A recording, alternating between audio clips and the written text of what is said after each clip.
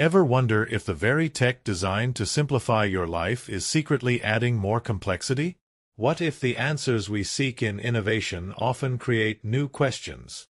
This 3-hour journey into technological paradoxes will soothe your mind while illuminating the fascinating contradictions that define human progress. Let's start with first. Automation job surge. Imagine a factory floor, vast and humming with activity. Robotic arms glide in precise choreography, assembling components with flawless consistency. Conveyor belts move in seamless loops, sorting and organizing products at speeds no human hand could match. Computers monitor operations with perfect memory, tracking errors before they happen, adjusting output in real time, predicting maintenance needs, and learning patterns invisible to the human eye. From the perspective of an outside observer, it seems as if machines have replaced humans entirely, a silent revolution of efficiency, speed, and precision. Yet beneath this apparent automation, something paradoxical unfolds. The surge of machine-driven work does not erase human involvement. Rather, it transforms it, redistributing labor into new, unexpected roles. As tasks once performed manually are delegated to machines, new positions emerge in their wake. Engineers are required to design these robotic systems, integrating hardware, software, and artificial intelligence into a seamless whole. Maintenance technicians monitor mechanical reliability, performing preventive interventions and troubleshooting complex failures. Supervisors analyze data streams, ensuring that algorithms behave as intended, correcting errors that even advanced AI cannot anticipate. Even in fully automated warehouses, humans remain essential, guiding, calibrating, and reimagining the systems themselves. Far from eliminating work, automation shifts it, expanding demand for skills that blend technical mastery, critical thinking, and adaptive problem-solving. Consider the example of self-driving vehicles. While autonomous trucks promise to reduce the need for human drivers, they simultaneously create new opportunities. Fleet managers to oversee algorithms, software engineers to optimize navigation systems, safety specialists to develop ethical protocols for decision-making, and technicians to maintain complex sensors and computer hardware. The work has not disappeared. It has been elevated, redistributed, and intensified, requiring deeper expertise and a broader understanding of systems that bridge physical and digital domains. The human role evolves from manual execution to orchestration, oversight, and innovation. The transformation is not limited to factories or logistics. In offices, AI tools handle repetitive tasks such as data entry, scheduling, and initial drafting of reports. Yet the very existence of these tools generates new needs. Managers who can interpret AI-generated insights, analysts who can detect bias or error in automated recommendations, trainers who guide AI to understand context and nuance, and auditors who ensure ethical compliance in increasingly complex systems. Automation creates a ripple effect, demanding new layers of human engagement and collaboration. Psychologically, this dynamic produces mixed responses. At first glance, automation can provoke fear, anxiety over job security, uncertainty about skill relevance, and the unsettling notion of obsolescence. Yet when viewed through a systems perspective, the picture is more nuanced. Humans do not vanish, they adapt. Societies reconfigure, education evolves, and new professional niches emerge. The surge of automation requires human imagination to transform, sustain, and extend the capabilities of machines. Our role shifts from execution to design, from repetition to innovation, from labor to stewardship. Culturally, this phenomenon has echoes throughout history. When the Industrial Revolution mechanized textile production, artisans feared the loss of work, yet new industries emerged.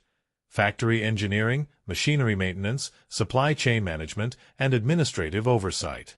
Automation did not eliminate human labor. It expanded the ecosystem of work, creating opportunities that could not have existed in purely manual economies. Today, the same principle applies on a digital and AI-driven scale. Machines handle vast volumes of repetitive or hazardous work, yet humans remain indispensable in roles machines cannot replicate: judgment, creativity, empathy, and ethical reasoning. Economically, The shift is profound. Automation enables higher productivity, reduces error, and accelerates innovation. But it also demands continuous adaptation from the workforce. Reskilling, lifelong learning, and interdisciplinary collaboration become crucial. Companies and governments alike must recognize that while machines can handle specific tasks, they rely on humans to program, supervise, and improve their operation. The result is not unemployment, it is transformation, a dynamic equilibrium where labor evolves alongside technology rather than being eradicated by it. Philosophically, the surge of automation invites reflection on the nature of work itself. Work is not merely the execution of repetitive tasks. It is problem-solving, innovation, and contribution to systems larger than ourselves. Machines excel at execution, yet humans excel at understanding, creativity, and moral reasoning. The narrative that automation eliminates humans misrepresents the deeper truth. It challenges us to redefine value, responsibility, and purpose in a landscape where capability is shared between man and machine. In practice, the interplay between automation and human labor manifests everywhere. In warehouses where robots lift and humans supervise, in laboratories where AI analyzes datasets and researchers interpret findings, in software development where code is generated by algorithms and engineers refine, audit, and deploy it. The symbiosis is profound. Machines extend human capability, humans guide machine purpose. Productivity grows, and human engagement becomes both more strategic and more meaningful. Ultimately, the surge of automation is less a threat than a reconfiguration of our relationship with work. It is a reminder that humans are not defined by the tasks we perform, but by our ability to observe, adapt, and innovate within systems that extend beyond us. Every robot arm, every algorithm, every automated process is mirrored by human ingenuity, oversight, and care. Machines may take on tasks, yet humans continue to drive vision, sustain operation, and orchestrate progress. Work is not erased. It evolves, elevates, and multiplies. As you consider the factories, the warehouses, the labs, and the offices, imagine the complex choreography unfolding. Machines executing flawlessly, humans observing, guiding, innovating. The surge of automation is a testament not to the disappearance of labor, but to the ingenuity, adaptability, and indispensability of the human mind. Machines handle tasks. Humans handle meaning. In this shared rhythm, work is not diminished. It is reborn, expanded, and forever transformed, a dynamic interplay between precision and consciousness, between efficiency and purpose. Connectivity isolation effect. Imagine a world where every person is only a touch away. Across cities, countries, continents, the distance between minds collapses to milliseconds. A message, a call, a notification, instantaneous. Connections that once required effort, planning, and patience now exist at the speed of light. You can reach anyone, anywhere, at any time. The promise of endless connectivity is intoxicating. It seduces with immediacy, with the thrill of instant attention. The comfort of knowing someone is never out of reach. Yet, in this vast web of digital closeness, something subtle begins to fade. Face-to-face conversations, with their pauses, their hesitations, their unspoken expressions, start to feel foreign. A laugh over a call, a smile through a screen, a nod in a video chat, these are not enough. The warmth of physical presence, the subtle rhythm of shared space, the texture of breath, the infinitesimal shifts in gaze, these are missing. In their absence, human connection begins to thin, replaced by fleeting interactions that feel substantial only because they exist at all. Consider the paradox. The more we connect digitally, the more isolated we can feel. A message pings, and we respond immediately, our attention divided among dozens of threads, hundreds of notifications, thousands of ephemeral updates. Each interaction is shallow, designed to be consumed and discarded, like a bird sipping fleeting drops of nectar from countless flowers. No conversation deepens. No silence is held. We skim emotions and intentions like surface reflections on water, never plunging into depth, never touching the undercurrents. Psychologists call this the connectivity isolation effect. It's the tension between access and intimacy. The tools designed to bring us closer often act as buffers, interposing screens, interfaces, and algorithms between our hearts and minds. The dopamine pulse from a like, a comment, or a reply becomes a substitute for sustained attention, a shadow of the trust, empathy, and vulnerability required in genuine connection. Every quick response reinforces the cycle: immediate interaction, momentary satisfaction, and yet an underlying emptiness that no notification can fill. Examples of this are everywhere. Families sitting at a dinner table, each member absorbed in their own device, communicating digitally rather than verbally. Friends across continents, sharing moments through photos and emojis, yet never hearing the full tone of each other's voice. Lovers typing messages late into the night, feeling close, yet unable to bridge the physical gap, missing the subtle intimacy of presence. The digital network hums with activity, but it hums in place of warmth, in place of depth, in place of the messy, unpredictable beauty of real human interaction. The effect is subtle at first. We do not notice the gradual thinning of connection, just as we might fail to notice the slow erosion of a riverbank. But over time, the absence of embodied interaction becomes palpable. The mind craves depth. The body craves proximity. Our senses, evolved over millennia for direct engagement, strain against a diet of images, texts, and synthetic signals. Moments of true empathy, of touch, of shared presence, feel almost rare, precious, almost like relics from another era. Yet there is an important lesson here. Connectivity, in itself, is not the enemy. Technology is neither inherently isolating nor inherently liberating. It is a tool, a mirror of human intention. The challenge is not how fast we can reach others, but how we choose to engage when we do. Do we skim the surface, or do we linger in presence, even digitally? Do we allow a conversation to unfold fully, or do we treat interaction as a transaction, a pulse of attention to be checked off? The quality of connection matters far more than the speed. Reflection becomes essential. In moments of pause, we begin to see the patterns.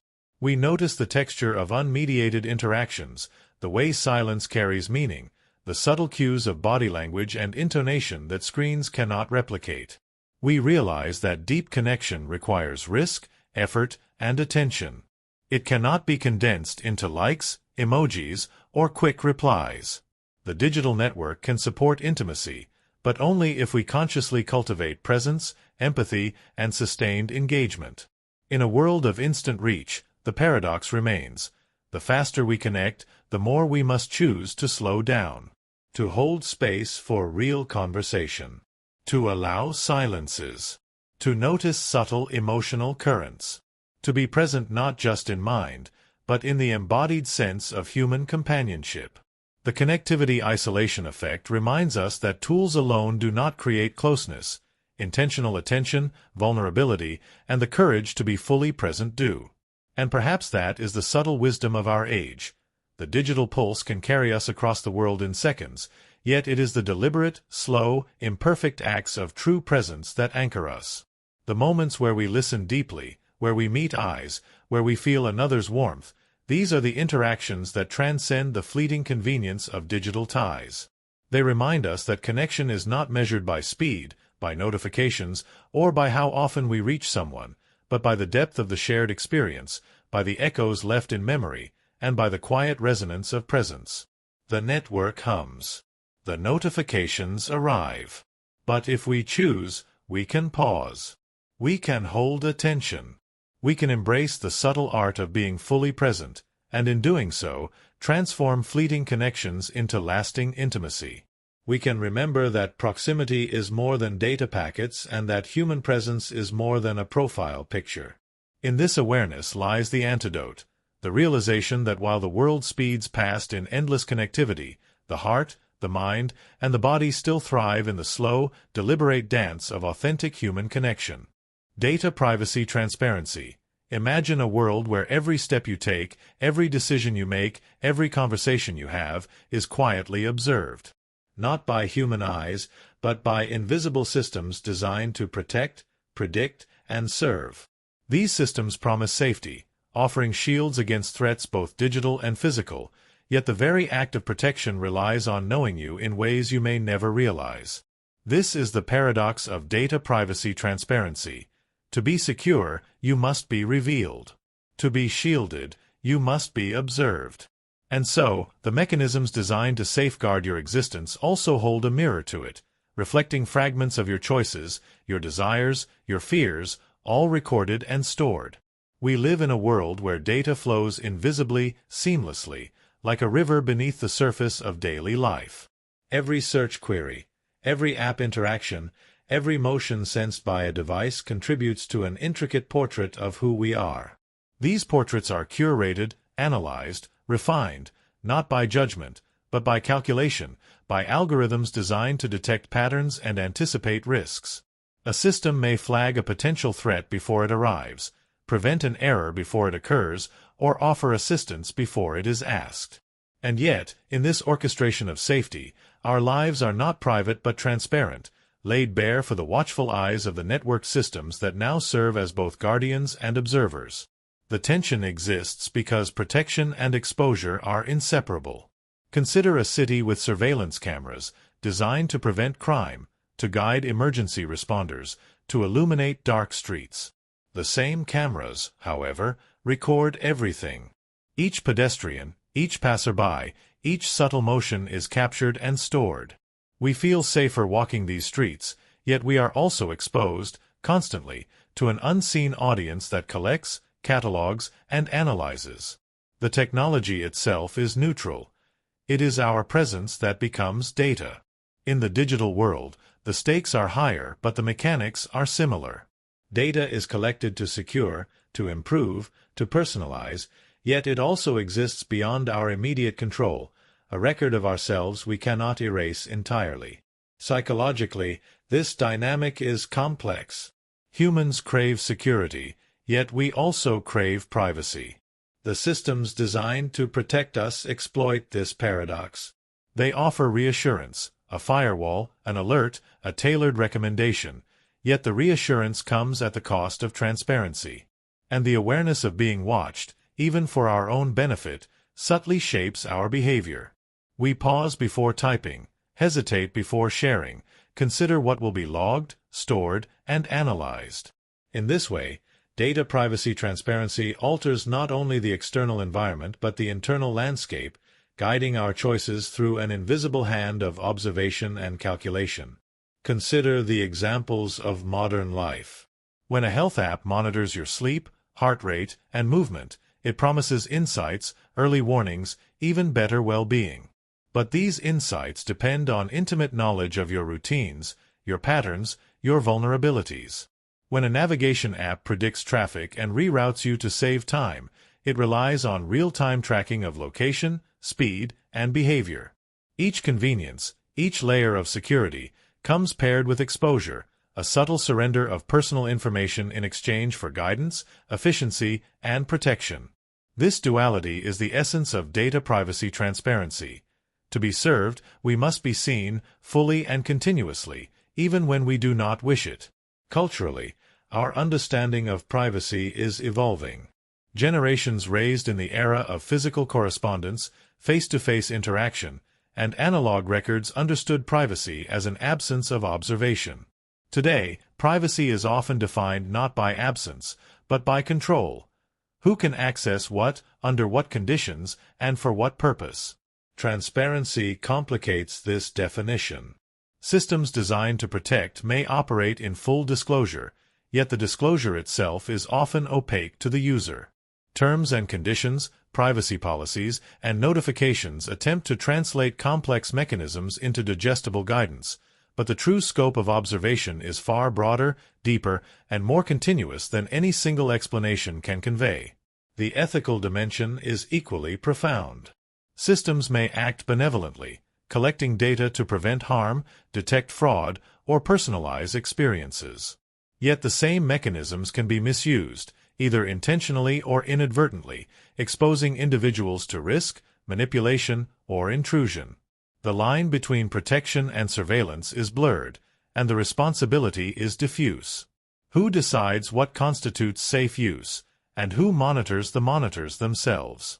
In this recursive dynamic, the observer must be observed, and the protected must remain aware that safety is inseparable from exposure. In the sensory experience of digital life, the invisible nature of observation is striking. There is no gaze, no physical presence, yet we feel the subtle weight of monitoring. Notifications, recommendations, alerts, and prompts signal awareness of our actions, creating a sense of responsive environment. Each interaction becomes a data point, each movement a trace, each choice a record.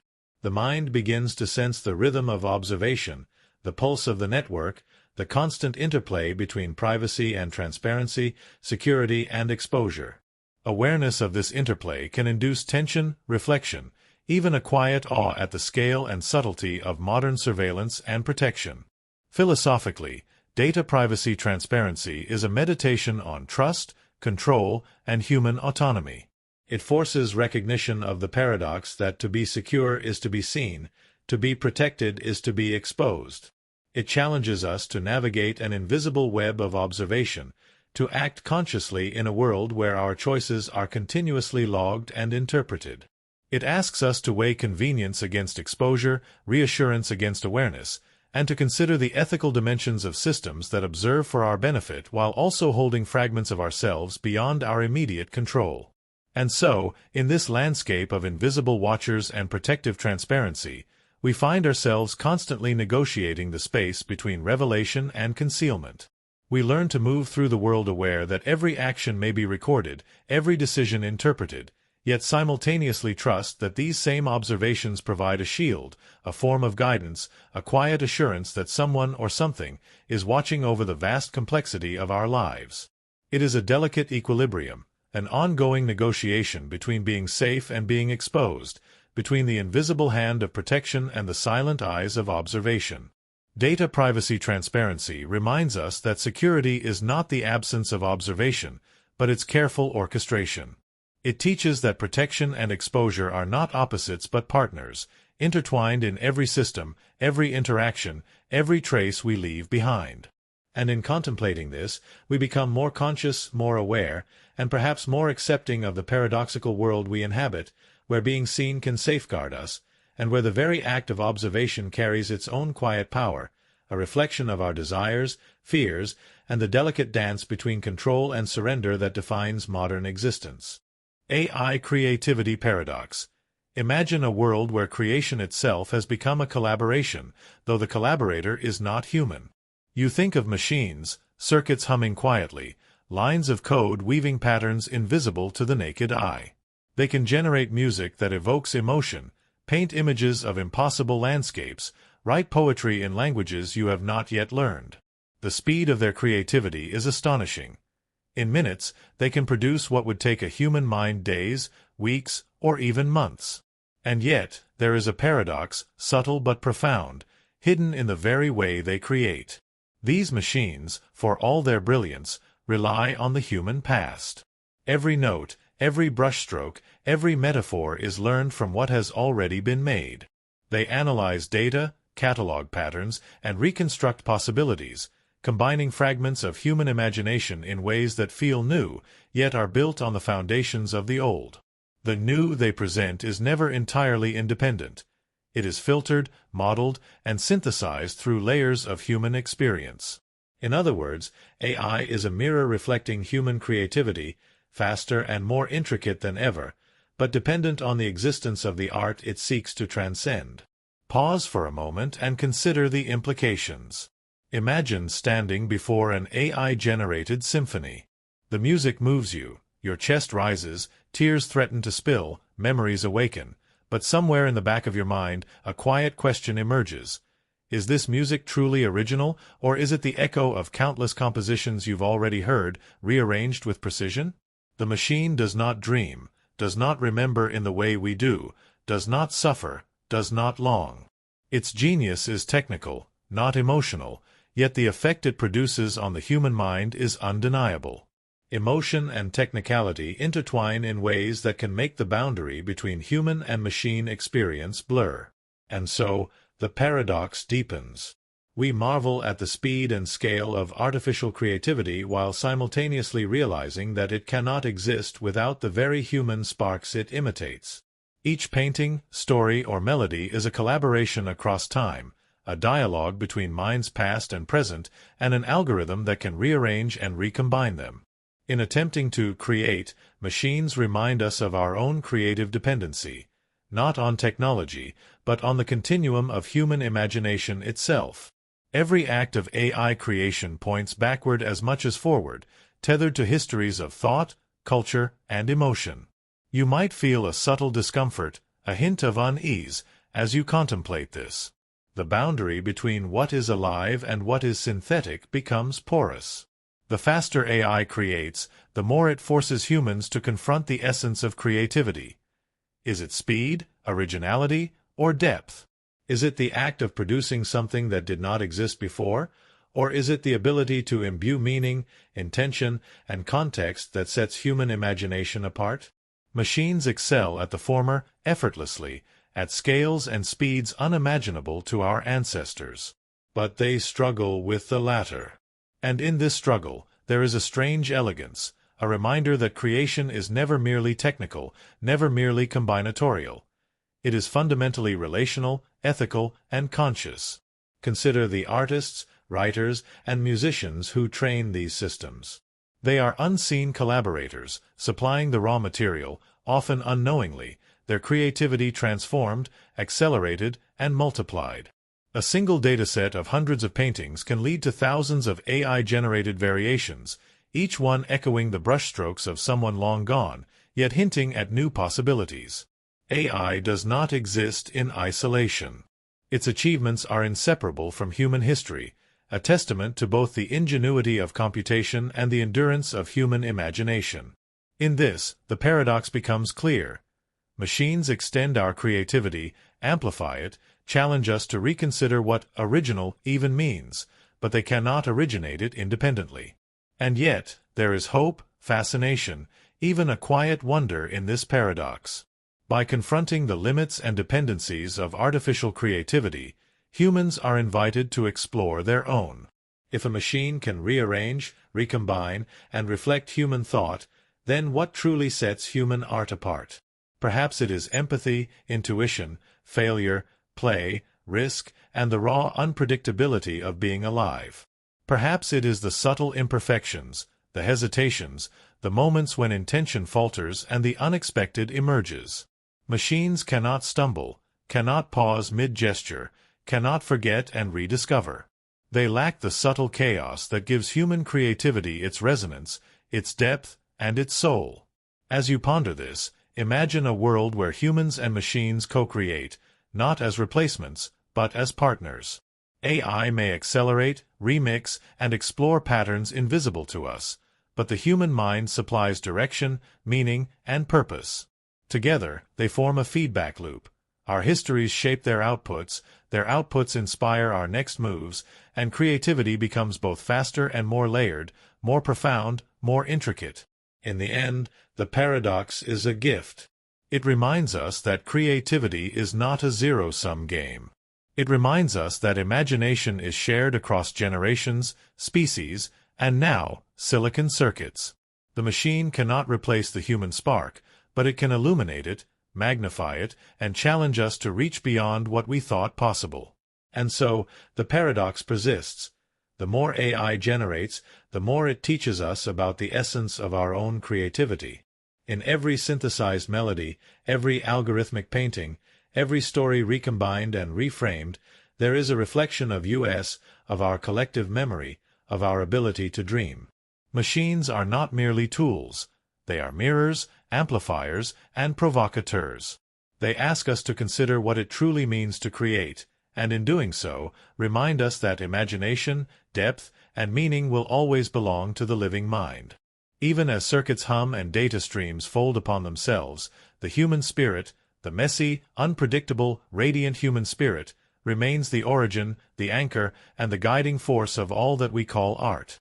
Security complexity trap. Imagine walking through a world fortified by invisible walls, where every door is locked not only by metal but by codes, patterns, and sequences so intricate that they seem almost designed to confound.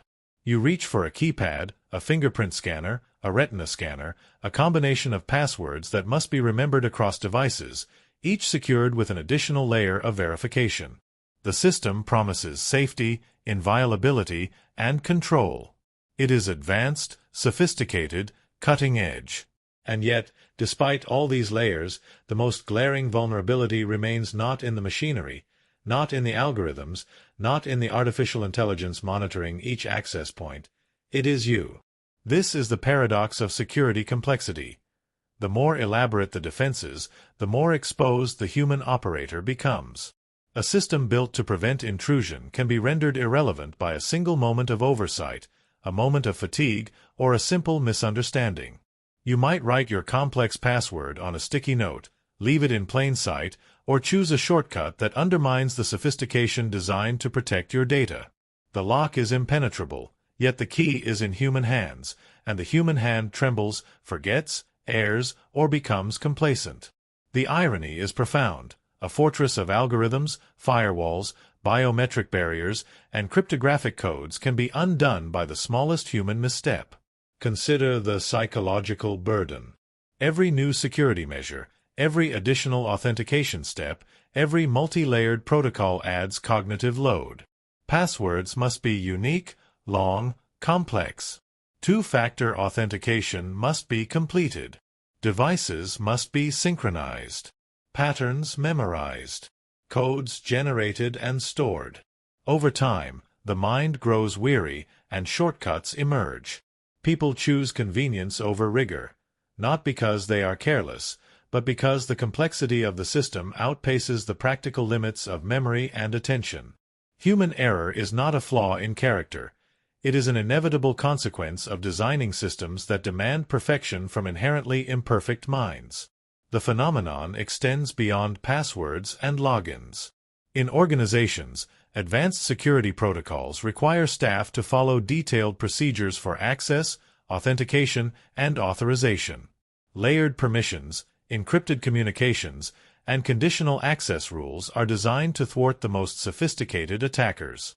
Yet studies repeatedly show that breaches often occur not through technological gaps but through misuse, misunderstanding, or inadvertent circumvention by those entrusted with security. An employee clicks a malicious link, a contractor shares credentials unintentionally, a backup is left unsecured. The system itself functions flawlessly, yet human interaction creates a vulnerability larger than any technical flaw could produce. There is also an existential lesson in this complexity trap. Security, in its purest intent, seeks to impose order on uncertainty. It attempts to create inviolable boundaries in a world defined by entropy, chaos, and unpredictability. But by designing systems that are too complex for ordinary use, we introduce a new kind of disorder, one rooted in human limitation. The paradox is striking. The better the system becomes at anticipating threats, the more fragile it becomes when interfaced with human behavior. Advanced security demands compliance, yet human nature resists constant vigilance. Perfection in design is defeated by imperfection in practice. Consider everyday examples.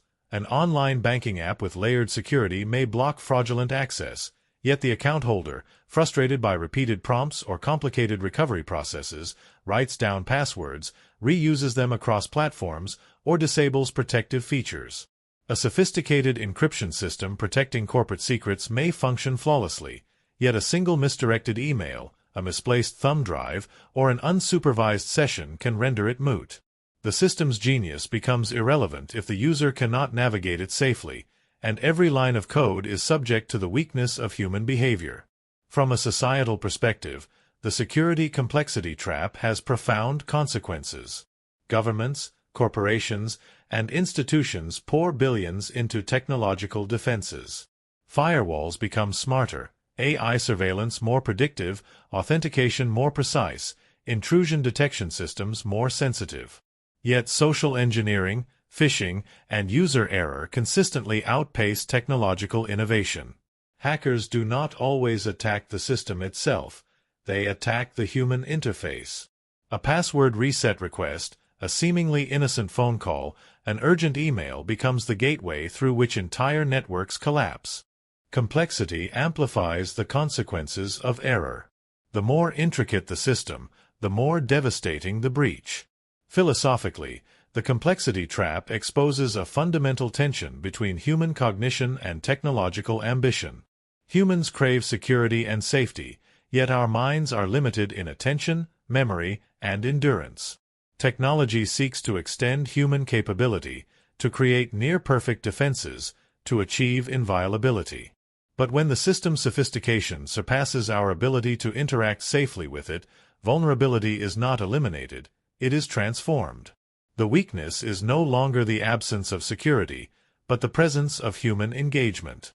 In designing the perfect defense, we create the perfect opportunity for human failure.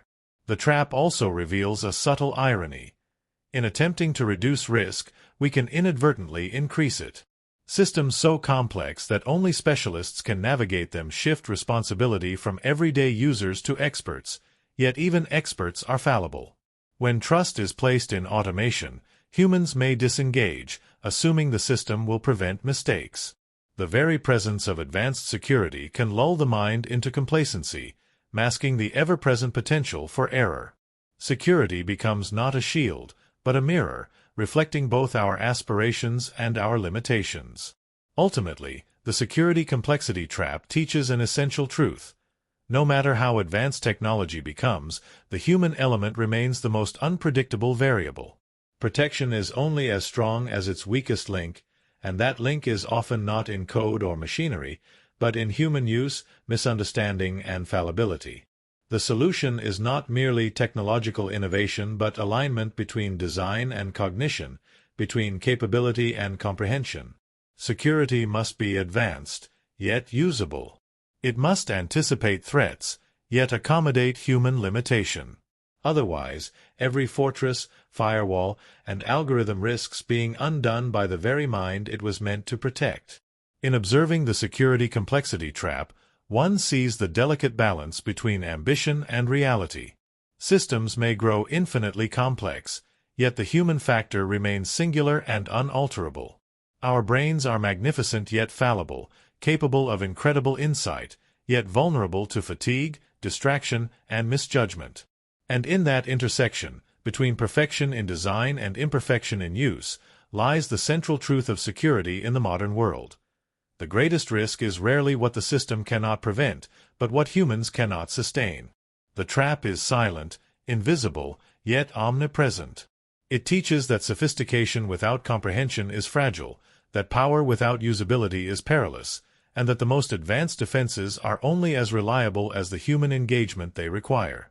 In the end, the paradox endures. Complexity begets fragility, and the strongest systems may fall not from external force, but from the simple, inevitable, profoundly human act of error. Innovation stagnation loop. Imagine a laboratory, sleek and filled with instruments that gleam under the soft glow of overhead lights. Machines hum in a carefully orchestrated symphony, sensors blink in predictable patterns, and the flow of data streams like an endless river of progress. In theory, this is the crucible of invention, a place where human ingenuity meets technological capability. Yet as you observe, a subtle tension emerges. The lab is alive with upgrades, small iterations, and incremental improvements, each more precise than the last.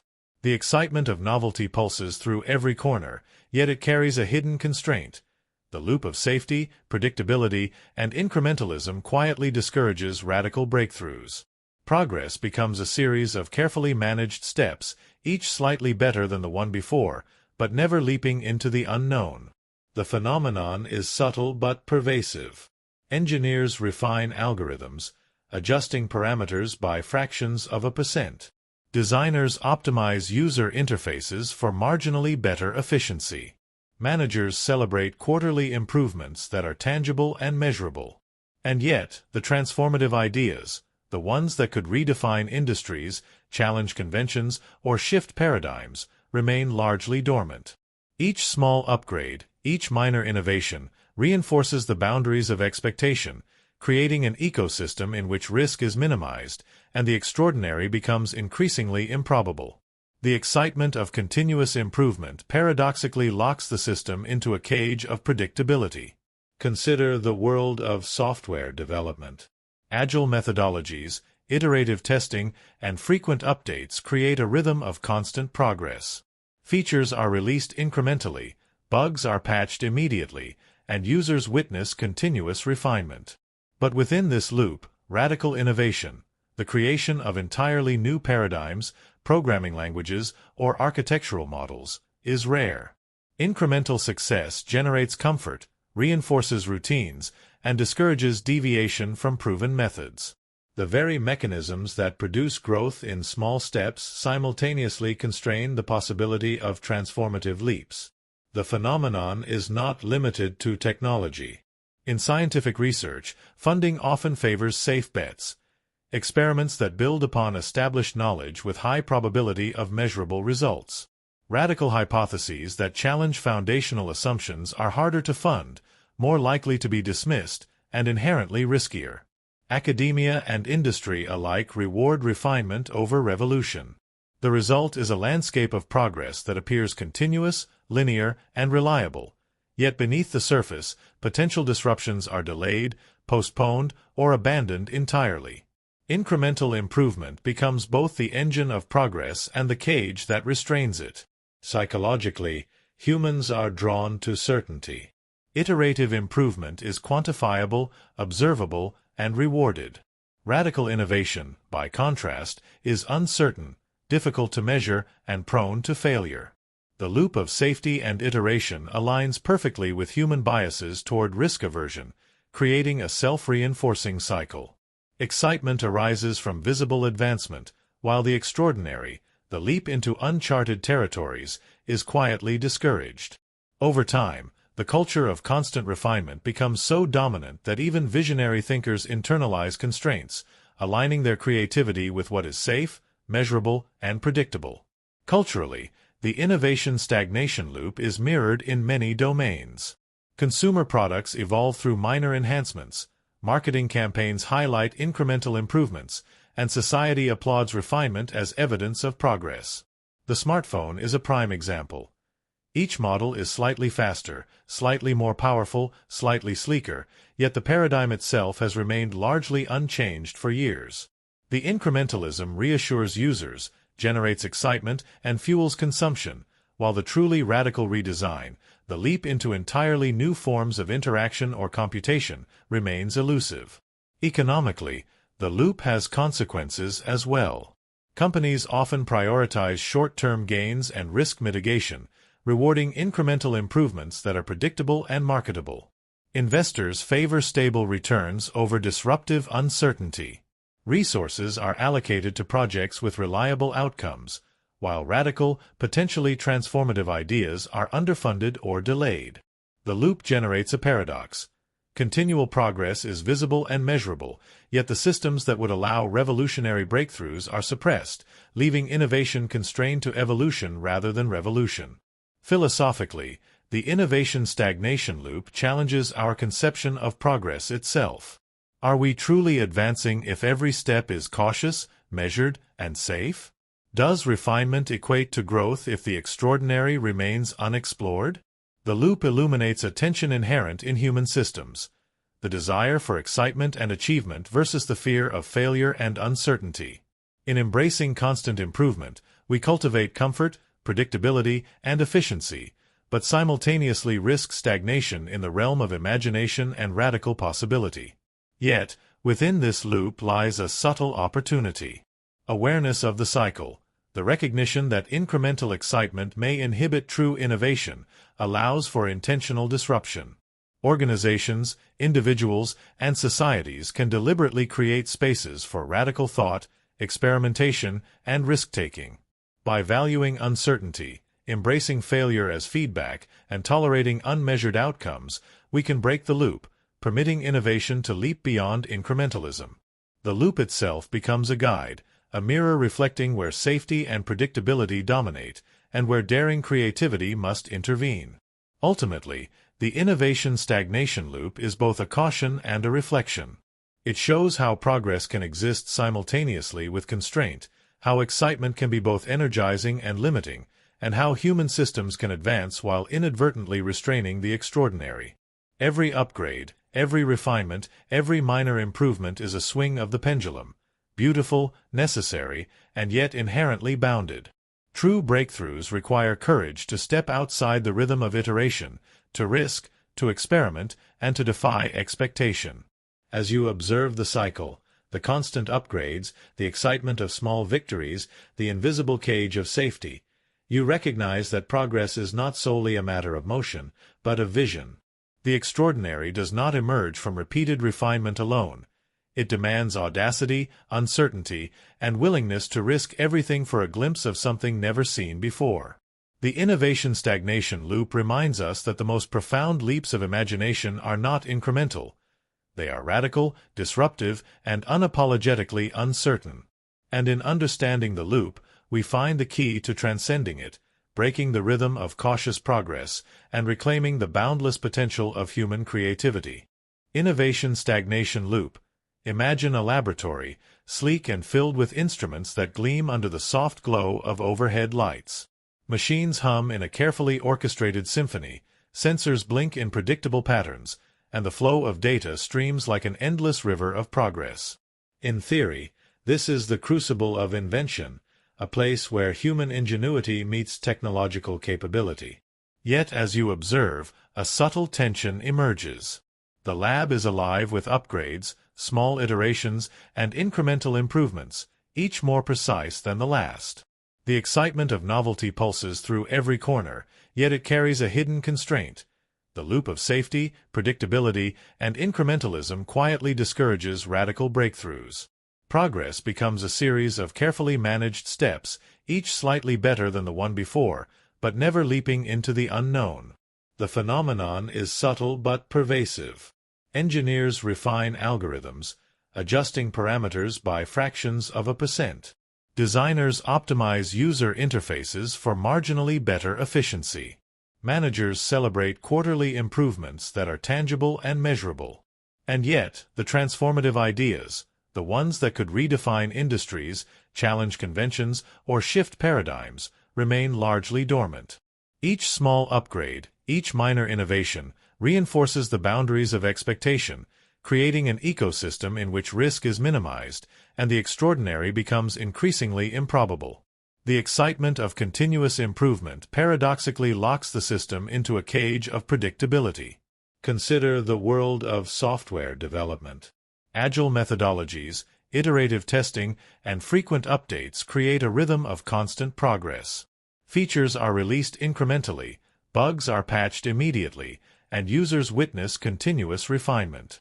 But within this loop, radical innovation, the creation of entirely new paradigms, programming languages, or architectural models, is rare. Incremental success generates comfort, reinforces routines, and discourages deviation from proven methods. The very mechanisms that produce growth in small steps simultaneously constrain the possibility of transformative leaps. The phenomenon is not limited to technology. In scientific research, funding often favors safe bets, experiments that build upon established knowledge with high probability of measurable results. Radical hypotheses that challenge foundational assumptions are harder to fund, more likely to be dismissed, and inherently riskier. Academia and industry alike reward refinement over revolution. The result is a landscape of progress that appears continuous, linear, and reliable. Yet beneath the surface, potential disruptions are delayed, postponed, or abandoned entirely. Incremental improvement becomes both the engine of progress and the cage that restrains it. Psychologically, humans are drawn to certainty. Iterative improvement is quantifiable, observable, and rewarded. Radical innovation, by contrast, is uncertain, difficult to measure, and prone to failure. The loop of safety and iteration aligns perfectly with human biases toward risk aversion, creating a self-reinforcing cycle. Excitement arises from visible advancement, while the extraordinary, the leap into uncharted territories, is quietly discouraged. Over time, The culture of constant refinement becomes so dominant that even visionary thinkers internalize constraints, aligning their creativity with what is safe, measurable, and predictable. Culturally, the innovation-stagnation loop is mirrored in many domains. Consumer products evolve through minor enhancements, marketing campaigns highlight incremental improvements, and society applauds refinement as evidence of progress. The smartphone is a prime example. Each model is slightly faster, slightly more powerful, slightly sleeker, yet the paradigm itself has remained largely unchanged for years. The incrementalism reassures users, generates excitement, and fuels consumption, while the truly radical redesign, the leap into entirely new forms of interaction or computation, remains elusive. Economically, the loop has consequences as well. Companies often prioritize short-term gains and risk mitigation, rewarding incremental improvements that are predictable and marketable. Investors favor stable returns over disruptive uncertainty. Resources are allocated to projects with reliable outcomes, while radical, potentially transformative ideas are underfunded or delayed. The loop generates a paradox. Continual progress is visible and measurable, yet the systems that would allow revolutionary breakthroughs are suppressed, leaving innovation constrained to evolution rather than revolution. Philosophically, the innovation-stagnation loop challenges our conception of progress itself. Are we truly advancing if every step is cautious, measured, and safe? Does refinement equate to growth if the extraordinary remains unexplored? The loop illuminates a tension inherent in human systems: the desire for excitement and achievement versus the fear of failure and uncertainty. In embracing constant improvement, we cultivate comfort, predictability, and efficiency, but simultaneously risk stagnation in the realm of imagination and radical possibility. Yet, within this loop lies a subtle opportunity.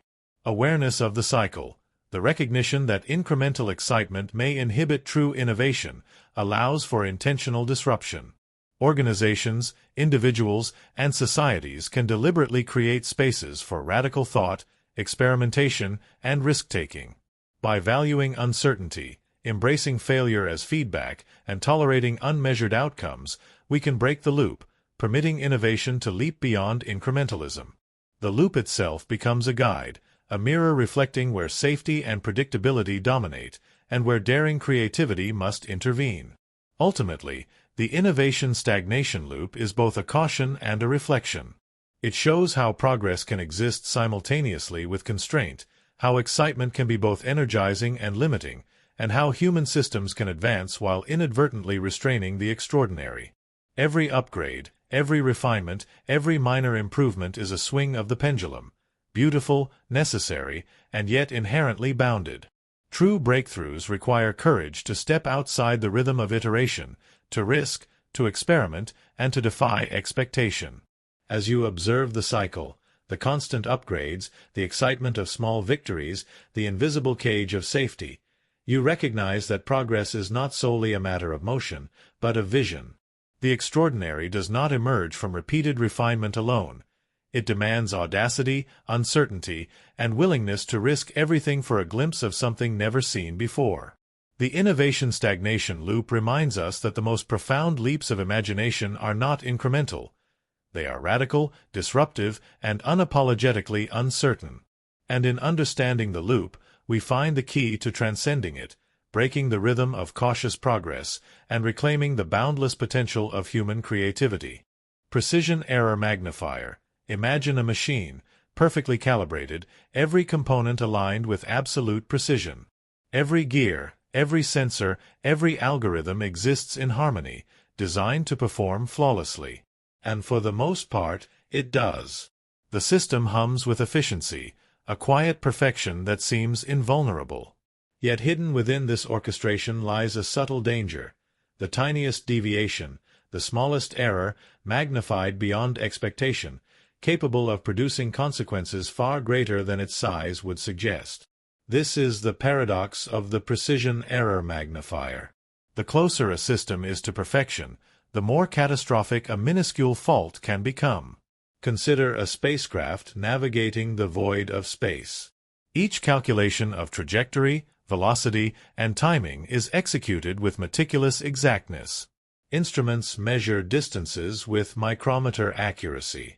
Algorithms adjust thrusters with millisecond timing. The system is designed to correct for deviations, to anticipate disturbances, to maintain an almost impossible harmony. Yet, one minor misalignment in a sensor, one fraction of a degree off in a thruster adjustment, can compound across thousands of calculations. What seems like an insignificant error becomes a deviation large enough to send the craft off course by thousands of kilometers, or even into an irreversible trajectory. Here, perfection itself amplifies vulnerability. The more precise the design, the less room there is for imperfection. This principle is not limited to machines. In human systems, in organizations, in economies, the same phenomenon occurs. A financial algorithm optimized for efficiency can react to a single erroneous input by cascading failures across markets. A highly synchronized production line can halt entirely because of one defective component. In medicine, a precisely dosed treatment can become fatal if a measurement is slightly off. Across these examples, the underlying truth remains: precision magnifies error. It creates a tension between control and fragility, a paradox where the very pursuit of perfection introduces the potential for amplified catastrophe. Psychologically, we are drawn to precision because it offers certainty, predictability, and mastery. Yet our minds often overlook the consequences of infinitesimal mistakes, assuming that a highly accurate system is invulnerable. This cognitive bias can be dangerous. We trust precision without fully understanding its fragility.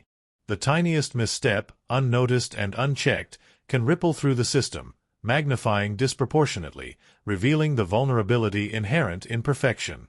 Awareness of this paradox changes perception. We begin to see that robustness does not always align with accuracy, and that resilience often requires tolerance for imperfection. Imagine a watchmaker crafting a high-end mechanical clock. Every cog must fit exactly. Every spring must be calibrated with care. The timepiece, when complete, is exquisite, almost flawless.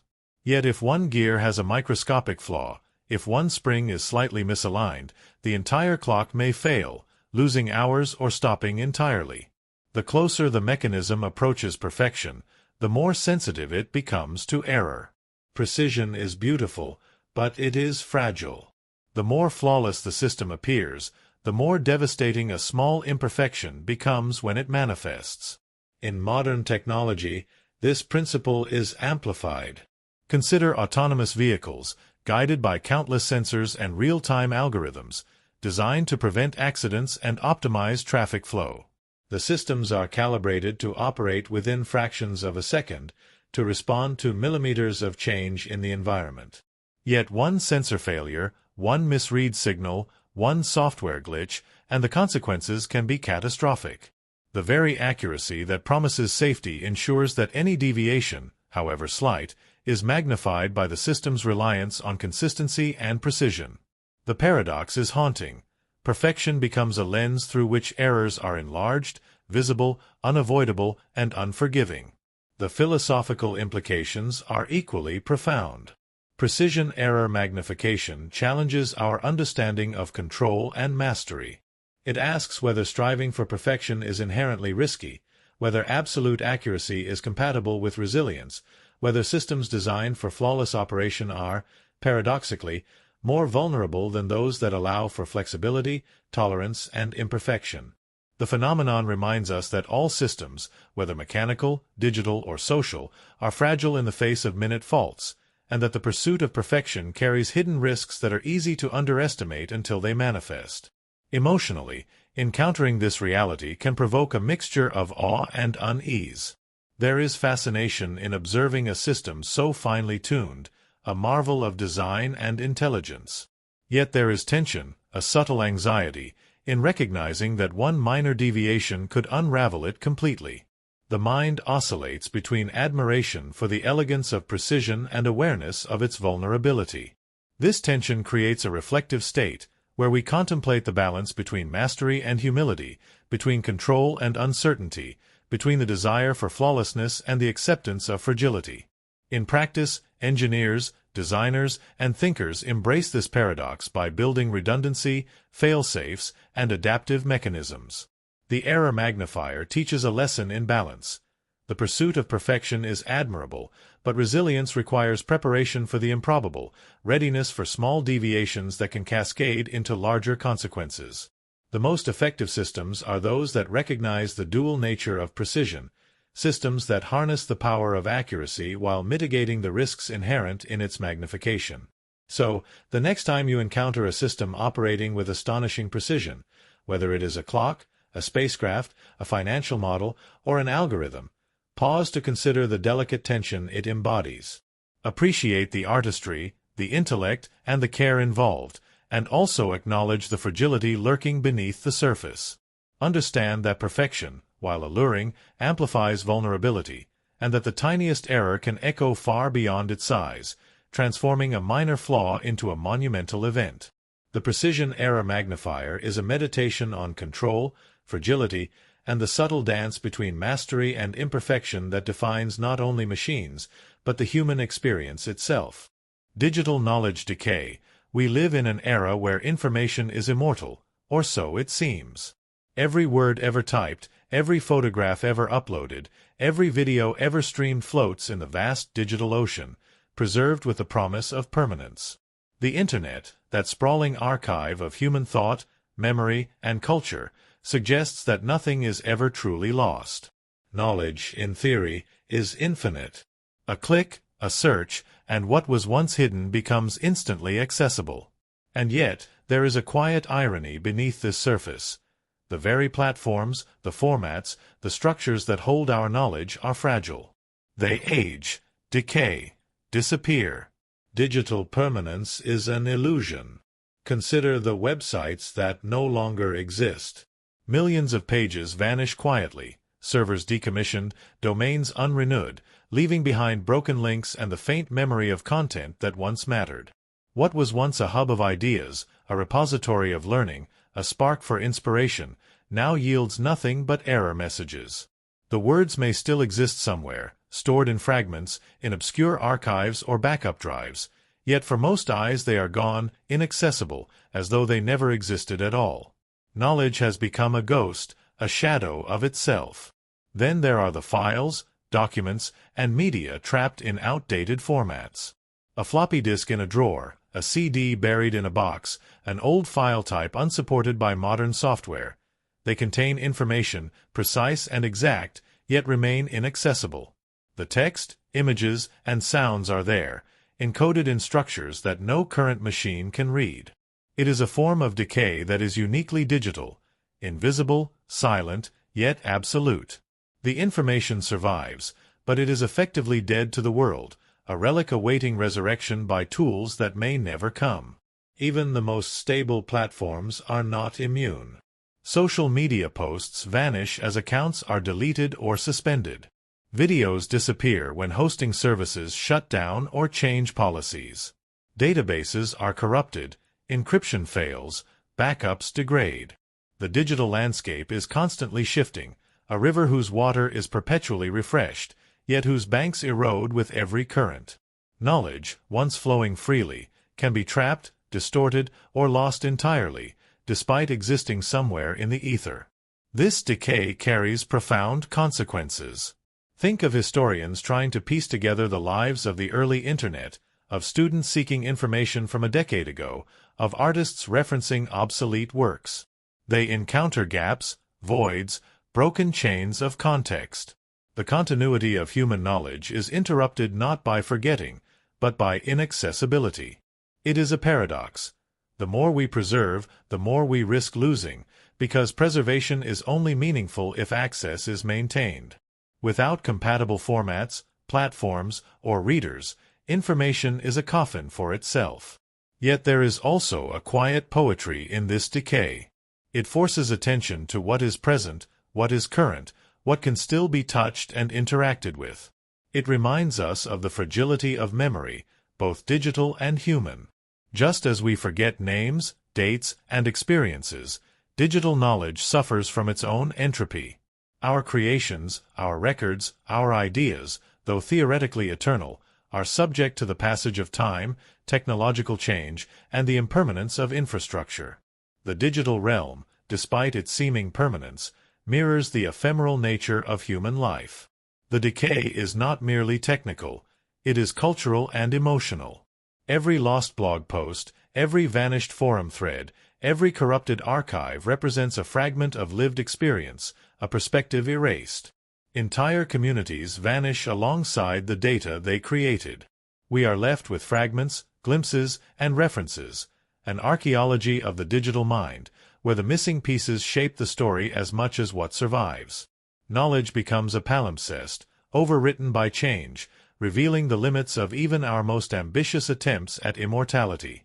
And yet, despite this fragility, the human impulse to preserve endures. We create redundancy, mirror content, archive websites, and develop emulation tools to rescue lost formats. We try to make knowledge resilient, to resist decay, to ensure that future generations can glimpse the thoughts, art, and discoveries of today. Each effort is a testament to our understanding of impermanence. That even in a realm where information can, in theory, last forever, we must actively work to prevent its disappearance. Preservation is not passive, it is an ongoing conversation with time itself. As you reflect on this, consider your own interactions with digital knowledge. Every file you create, every post you share, every memory you store online carries with it the potential for both immortality and oblivion. The fate of information is inseparable from the tools we choose, the platforms we trust, and the practices we maintain. Digital decay is not a distant problem. It is present, subtle, and unavoidable. Yet awareness of it allows us to act, to safeguard what matters, to recognize the delicate balance between permanence and loss. Ultimately, digital knowledge decay teaches a humbling truth. Preservation alone is not enough. Knowledge must be nurtured, curated, and maintained. Its survival is not guaranteed by storage alone, but by accessibility, compatibility, and the vigilance of those who value it. The digital realm, vast and infinite as it seems, is subject to entropy, fragility, and impermanence. And in acknowledging this, we are reminded that both human and digital memory share the same essential vulnerability. The passage of time is inexorable, and nothing, not even information, is truly immune. Efficiency overload syndrome. Imagine a day designed to be perfect in its productivity, every task aligned, every moment accounted for, each second optimized for output. You rise early, greeted by notifications promising progress, reminders of goals, schedules meticulously plotted to maximize efficiency. The first task is completed with precision, the second follows, the third, each one checked off, and you feel a quiet surge of accomplishment. Efficiency, after all, is a reward, the illusion of control, the measure of mastery over time. But as the day unfolds, an invisible pressure begins to grow, subtle yet insistent, a weight behind every movement. This is the paradox of efficiency overload. The more efficient we become, the more tasks we accumulate, the more responsibilities we accept, and the faster the wheel turns. Efficiency, meant to liberate, begins to dictate. It seduces us with the promise of completion, the satisfaction of progress, the fleeting thrill of a to-do list shrinking before our eyes. But each completed task generates space for another, each small victory quietly demanding the next. The mind, trained to seek accomplishment, adapts quickly, equating success with motion, with output, with the unending tick of productivity. Rest becomes a concession, a pause that feels wasteful, even sinful. Consider the human mind under this relentless rhythm. Cognitive load increases, attention fragments, and perception narrows. The brain is a finite system, yet efficiency breeds expansion beyond its natural limits. Tasks are layered upon tasks, responsibilities stack like carefully balanced towers of cards, each one vulnerable to collapse if not maintained. The irony is stark. In striving to do more in less time, we become less capable of sustaining the very efficiency we pursue. Fatigue grows not from lack of skill, but from the compounding effect of relentless output. We are caught in a cycle where the pursuit of mastery becomes a source of depletion. In practical terms, Efficiency overload manifests in countless ways. A manager completes reports, schedules meetings, responds to emails, coordinates projects, and, impressed with their own capability, accepts additional tasks because they know they can handle it. A student excels at study techniques, organizes schedules down to the hour, yet finds themselves mentally fraying as the accumulation of assignments, projects, and deadlines exceeds the mind's capacity for sustained focus. Professionals deploy automation tools to save time, only to take on more work, believing that optimized processes free capacity, when in fact they create new pressure points. Each improvement generates expectation, and expectation drives overextension. Emotionally, the syndrome is corrosive. Satisfaction fades as accomplishment becomes baseline, never enough to counter the relentless pace. Anxiety grows as the list lengthens faster than it can be completed. Sleep is truncated, breaks are ignored, meals are skipped, and the body's signals of strain are rationalized as temporary obstacles in the pursuit of greater efficiency. Productivity becomes both the measure and the master, an unyielding standard that cannot be satisfied, because the human mind recalibrates success to match the scale of tasks, never the quality of life. This cycle is intensified by societal reinforcement. We live in an era where busyness is praised, efficiency is idolized, and rest is stigmatized. The culture of constant output, of optimization for optimization's sake, makes exhaustion a mark of merit. Social media celebrates early risers, overachievers, and multitaskers, framing fatigue as dedication.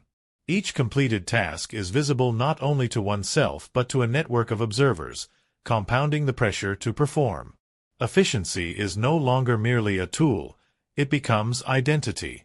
Who we are is measured by how much we can achieve in the time allotted, yet the more we achieve, the more hollow that identity can feel when the cost is hidden behind productivity metrics. Psychologically, efficiency overload syndrome demonstrates the delicate tension between capability and limitation. Humans are wired to seek improvement, to optimize processes, to achieve mastery over time and action. But the mind has boundaries, as do the body and spirit. When efficiency is pursued without recognition of these limits, the system begins to destabilize. Attention fractures, memory lapses increase, emotional regulation declines, and creativity diminishes. The very faculties that allow high performance are eroded by the relentless demand for more. Efficiency, once a friend, becomes a taskmaster, and the mind is left scrambling to maintain equilibrium amidst self-imposed acceleration. Even the concept of progress is distorted under this syndrome. Achievements are no longer milestones but stepping stones, each one a prerequisite for the next. Satisfaction is deferred indefinitely. A completed project immediately invites another. A solved problem uncovers further complications, and the pace accelerates. Life becomes measured not by lived experience but by the shrinking interval between accomplishments, the tightening spiral of productivity, the illusion that efficiency itself can provide fulfillment. Yet there is a profound lesson in recognizing this pattern. Awareness of efficiency overload opens a path to deliberate restraint, the conscious introduction of pause, reflection, and boundaries. By acknowledging that human capacity is finite, we can design efficiency not as an unending treadmill but as a tool for purposeful engagement. We can prioritize depth over breadth, presence over speed, quality over quantity. In doing so, the paradox resolves. Efficiency returns to its original purpose, not as an engine of exhaustion, but as a means to live with more attention, awareness, and satisfaction. Efficiency overload syndrome is, in essence, a mirror. It reflects both the potential and the peril of human ambition. It shows how mastery over processes can become mastery over self, how tools designed to liberate can become instruments of fatigue, and how accomplishment without rest can lead to depletion. The syndrome teaches that balance is not a weakness but a strategy, that restraint is not failure but wisdom, and that true efficiency is measured not in tasks completed, but in life lived fully, without the silent cost of exhaustion creeping unnoticed beneath achievement. And so, in every optimized schedule, every calculated task, every moment spent chasing completion, we must remember that efficiency is only valuable when it enhances life, rather than consuming it. Otherwise, the more we achieve, the more we are depleted, and the faster we spiral into a state where mastery of time becomes indistinguishable from surrender to relentless fatigue, leaving the mind, body, and spirit waiting for a pause that never arrives. Cybersecurity arms race. Imagine a city at night, illuminated by thousands of glowing screens, servers humming in hidden rooms, and the faint pulse of network traffic flowing like a river beneath the surface of daily life. To the untrained eye, everything seems orderly, secure, and controlled. Firewalls rise like invisible walls, encryption shields protect data, intrusion detection systems monitor every packet of information, and algorithms tirelessly scan for anomalies.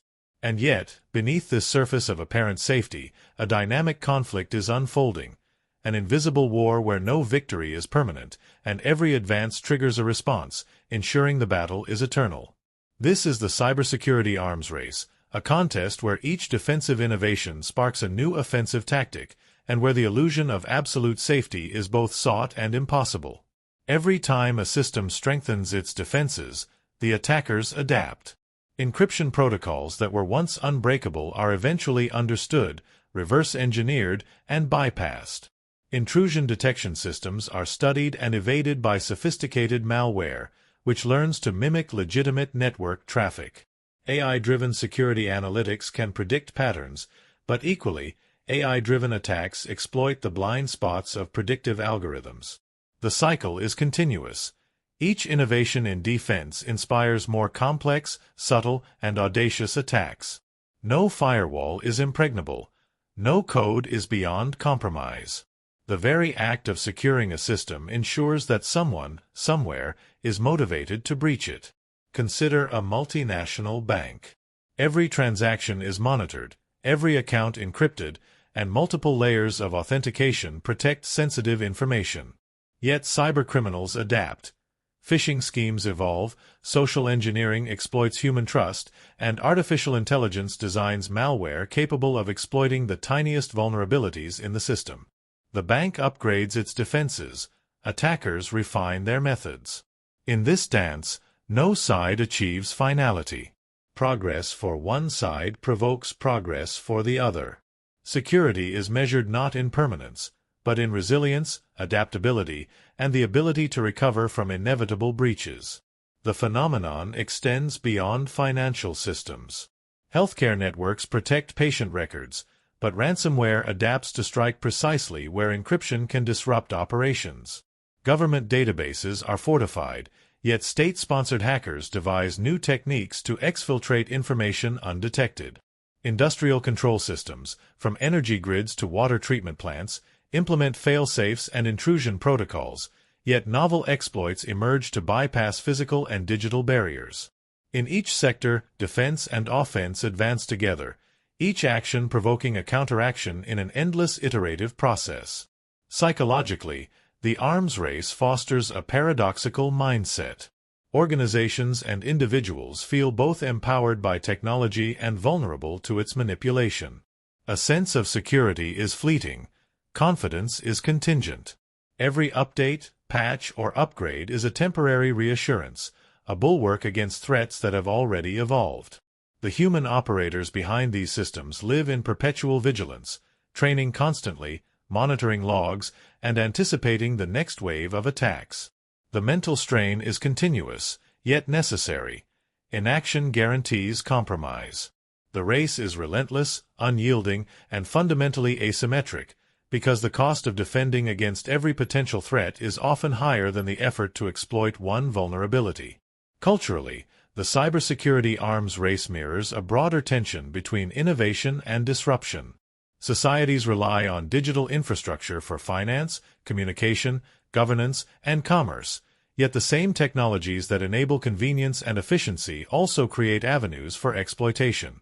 News cycles report breaches, hacks, and exploits, heightening collective awareness and anxiety.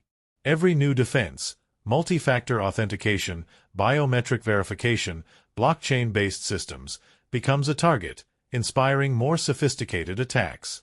Awareness alone cannot end the cycle. It only frames the context in which both sides operate. Economically, the stakes are enormous.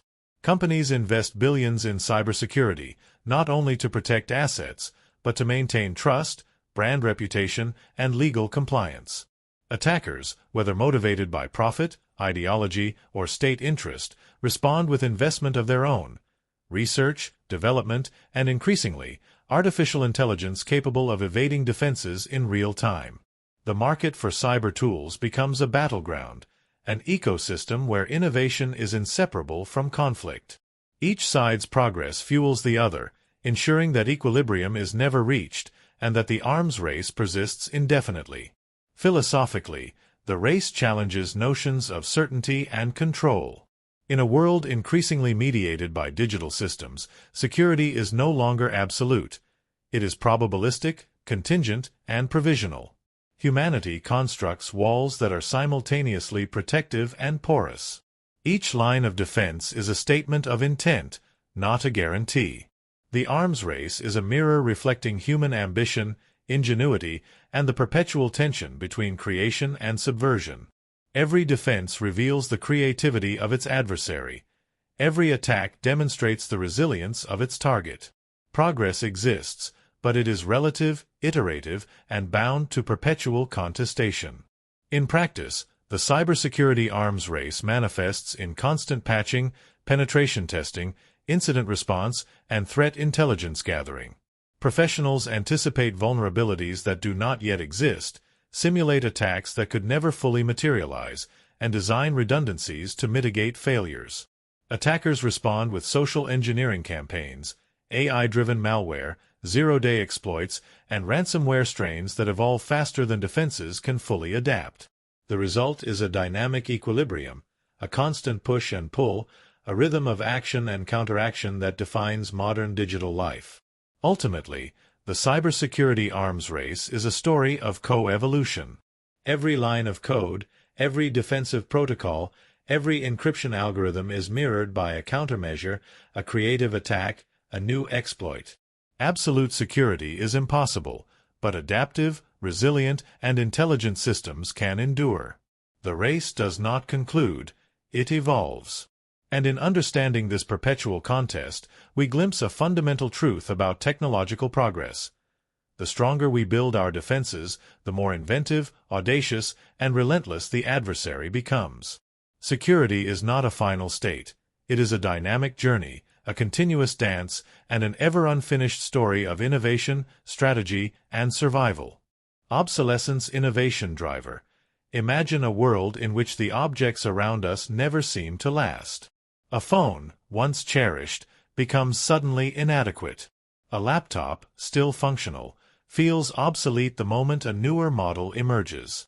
A household appliance, capable of decades of service, is quietly abandoned in favor of the sleek, the shiny, the updated. This is not merely the march of technology. It is a carefully orchestrated rhythm, a cycle that drives innovation forward while simultaneously consuming the past. Every discarded device is a footprint, a marker of progress, and a reminder that our desire for novelty often outweighs the value of what already exists. Consider the paradox. Obsolescence is the engine of innovation. Without it, the relentless cycle of improvement slows. Engineers design faster processors because the previous generation feels insufficient. Designers craft sleeker, lighter, more capable devices precisely because yesterday's models linger too long. Consumers participate willingly, lured by marketing, by the promise of status, by the allure of features that almost immediately render their possessions out of date. Yet, every leap forward carries a shadow, the quiet accumulation of discarded materials, the invisible strain on the environment, and the depletion of finite resources beneath the surface of progress. The story is everywhere around us.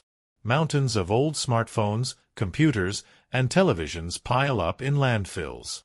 Precious metals extracted from the earth vanish into circuitry that will soon be abandoned.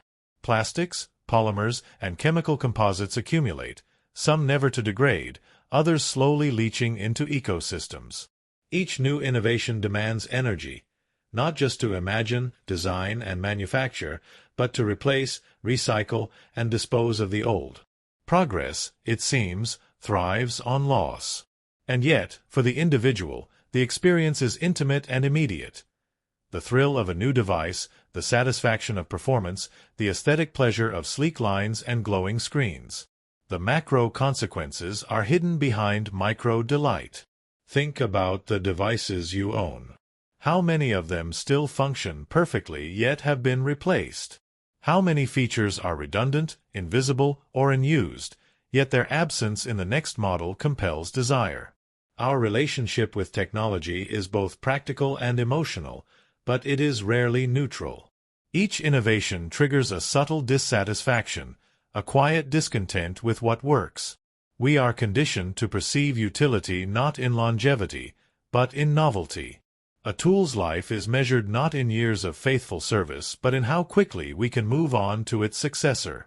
In this cycle, obsolescence becomes invisible, naturalized, almost sacred, driving us forward even as it consumes. Yet the consequences extend far beyond our individual experiences. Resource extraction, the mining of rare earth elements, the chemical processing of metals, the production of plastics, accelerates. Energy demands rise. Waste streams expand. Entire supply chains are oriented not toward repair, not toward longevity, but toward continual replacement. Innovation is thus inseparable from consumption. Creation is inseparable from discard. The drive to advance is entwined with environmental cost. What is gained in speed, efficiency, and capability is paid for in waste, ecological disruption, and the disappearance of materials that cannot be renewed. The tension is complex. On one hand, the pace of innovation has led to astonishing achievements. Medical devices that extend life, communication tools that collapse global distance, computational power that accelerates scientific discovery. Each of these owes its existence to cycles of obsolescence that forced engineers and designers to think anew, to refine, to surpass. Without it, stagnation would reign. Yet, on the other hand, the very mechanism that fuels these advances carries an ethical and ecological burden. Progress is inseparable from responsibility, and yet society often valorizes the former while neglecting the latter. The psychological dimension is equally compelling. Desire is engineered. Marketing frames obsolescence as opportunity, as liberation from inadequacy, as an expression of identity. Consumers participate knowingly, yet almost unconsciously, in the very cycle that generates both wonder and waste. The satisfaction of acquiring something new is immediate, the cost, dispersed and delayed. Mountains of old devices accumulate far from our immediate perception, in corners of the world where recycling infrastructure is scarce, where toxic substances seep into soil and water, and where labor-intensive dismantling exposes vulnerable populations to harm. The thrill of novelty conceals the systemic consequences. Yet, within this paradox lies the possibility of mindful intervention. Awareness of obsolescence as a driver need not lead to guilt but to intentional choice. Repair, reuse, and conscious consumption become acts of agency against a tide of disposability. Choosing durability over novelty, seeking software that extends hardware life, embracing modular design, supporting circular economies, these are ways to participate in innovation without accelerating waste. The cycle can shift, not in opposition to progress, but in harmony with sustainability. In doing so, we reclaim a measure of responsibility, connecting technological achievement to environmental and social awareness. Obsolescence is thus both creation and destruction, a dual force shaping the trajectory of innovation. It is intimate and global, personal and ecological, immediate and delayed. Every new device we hold in our hands embodies the tension, the promise of progress and the cost of replacement. To navigate this, we must recognize the rhythms we inhabit, understand the forces that drive desire, and consciously choose how to participate. Innovation need not be mindless consumption. It can be guided by foresight, ethics, and deliberate engagement. Only then can the engine of progress continue to hum, without leaving devastation in its wake. And so, as you reach for the newest model, pause for a moment. Feel the weight not just of the device in your hands, but of the systems it represents, the networks of labor, the extraction of resources, the streams of discarded predecessors. Recognize that obsolescence drives innovation, yes, but that innovation need not require abandonment, that progress can coexist with care. Every choice we make can either accelerate the collapse of what works or nurture the sustainability of what endures. In understanding this, we begin to steer the future consciously, balancing the desire for novelty with the wisdom of preservation. Tech-induced skill loss. Imagine a world where every task you perform is eased by technology.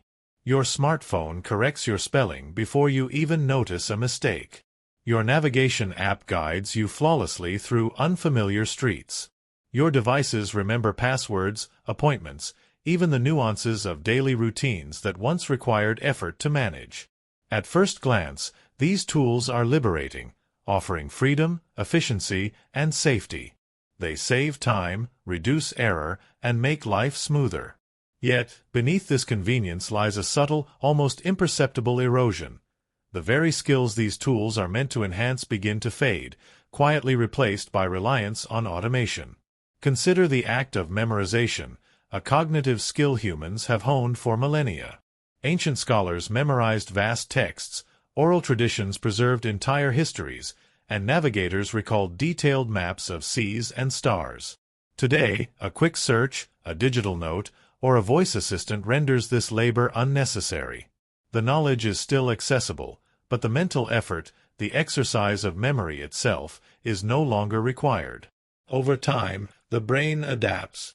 Neural pathways that once strengthened through recall grow dormant, replaced by dependence on external devices. The skill is not lost in the sense that it vanishes instantly, but it atrophies, quietly weakened by disuse. The phenomenon extends far beyond memory. Map reading, mental arithmetic, handwriting, even basic problem-solving can diminish in the presence of constant technological support. A calculator ensures accurate sums without engagement, a spell checker corrects errors without reflection, a GPS directs without thought. Each convenience carries a trade-off. The easier the task becomes, the less the brain exercises the skill. Human capability, honed over millennia to adapt, calculate, and remember, begins to soften, like muscle left unused. We become competent observers of technology rather than masters of the skills it once amplified. This shift is not only cognitive but emotional. There is subtle anxiety in moments when technology is unavailable, a reminder of how dependent we have become. Attempting tasks without digital assistance can feel alien, uncomfortable, even risky. Skills that once felt automatic now require conscious effort. The mastery we once possessed has been outsourced, and with it comes a quiet vulnerability. When the tool fails, we are left exposed, unpracticed, unprepared. Reliance is convenient, yet it builds fragility into the human experience. The consequences extend into professional and social domains as well. Surgeons rely on image-guided tools that reduce errors but may dull the instinctive skill of navigation within the human body. Pilots use autopilot systems that ensure safety but require retraining to manage manual flight in emergencies. Writers depend on autocorrect, predictive text, and AI assistance, slowly eroding the capacity for precise language construction. In each case, the technology improves outcomes in the short term but reshapes the very skill set it was designed to support. Efficiency comes at the cost of independence. Psychologically, this dynamic can be insidious. Humans naturally value immediate results over long-term capability. When a tool offers a faster, easier path, the brain rewards its use. Dopamine reinforces reliance, creating habits that prioritize efficiency over mastery. Over time, skill loss becomes normalized. We no longer recognize the subtle decline because the tools themselves hide it. Technology fills gaps seamlessly, and our attention shifts from skill maintenance to task completion, from competence to convenience. Historical perspective reveals a pattern repeated across ages. Every transformative tool, from the abacus to the printing press, reshaped human cognition. The abacus allowed rapid calculation but reduced the need to perform arithmetic mentally. The printing press expanded access to information but shifted reliance from memory to external sources. The difference in the modern era is scale and speed.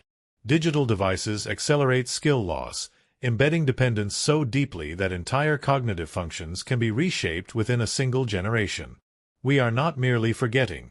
We are evolving into a species interwoven with its tools, dependent on them for faculties once internalized. Yet, the narrative is not purely one of loss. Awareness of tech-induced skill erosion opens the possibility for intentional preservation. Practicing handwriting, memorization, navigation, and mental calculation can counterbalance reliance on devices. Skills can be exercised deliberately, even in a world dominated by convenience. Understanding the trade-off encourages mindful use of technology, transforming dependency into partnership rather than surrender. Tools can enhance rather than erode if we engage actively, maintain proficiency, and respect the limits of external assistance. In a quiet moment, one might notice the subtle effects of this dependence. A forgotten route, a misremembered date, a hesitant calculation, small signs of a larger phenomenon. Each instance reflects the human brain adjusting to a world where cognitive labor is outsourced to machines. There is a gentle sadness in recognizing the shift, a reminder that convenience and capability exist in tension. The tools that extend our reach may also redefine the boundaries of our own potential. Tech-induced skill loss is a meditation on adaptation, dependence, and responsibility. It is an invitation to reflect on how we interact with technology, to discern between enhancement and erosion, to recognize that convenience carries hidden costs. The mind is resilient, capable of maintaining skill in the presence of tools, yet it requires attention, effort, and awareness to resist subtle atrophy. By understanding the paradox, we reclaim agency, choosing when to rely and when to exercise our innate abilities, balancing the gifts of technology with the mastery that defines our humanity. Ultimately, the phenomenon challenges the definition of competence. Are we skilled because we can perform tasks unaided, or because we can orchestrate tools to achieve the same outcomes? Is mastery measured by independence or by the ability to adapt and integrate external aids? In the interplay between human skill and technological support, we find a subtle tension, a quiet reflection on the nature of capability itself. The tools that were meant to assist us also shape us, and the question remains, in a world of seamless assistance, what skills will endure, and what will quietly fade into the background of convenience? Algorithmic bias reinforcement. Imagine a system designed to be impartial, a machine that promises to weigh evidence, evaluate data, and make decisions without the sway of human prejudice. Algorithms hum silently in the background of our lives, guiding which posts we see, which candidates are recommended, which loans are approved, which ads reach our screens. They are celebrated as fair arbiters, capable of objectivity beyond our own flawed perception. And yet, beneath the polished veneer, a subtle and insidious truth persists. These systems often reinforce the very biases they are meant to transcend. Consider how AI learns. It digests immense quantities of human-generated data, catalogs patterns, and creates models of prediction. Every click, every transaction, every historical decision contributes to this vast learning. But human history is imperfect, messy, and frequently unjust. It contains centuries of social inequities, discriminatory practices, and entrenched prejudices. The algorithm does not question these patterns. It internalizes them. When the data reflects bias, the AI learns bias. When human systems have favored some groups over others, the algorithm absorbs those choices as truth, embedding them into its calculations. The effect is subtle, often invisible, yet profound. Imagine a hiring AI scanning resumes. It has no consciousness, no intention to discriminate. Yet it identifies patterns in historical hiring data. Certain universities, specific gendered names, ethnic backgrounds that were historically preferred. The machine's recommendations mirror those patterns. Candidates who might otherwise excel are overlooked, not because of ability, but because the AI's statistical logic repeats past inequities. In this way, fairness becomes an illusion, and historical prejudice masquerades as objective decision-making. This reinforcement is not limited to hiring.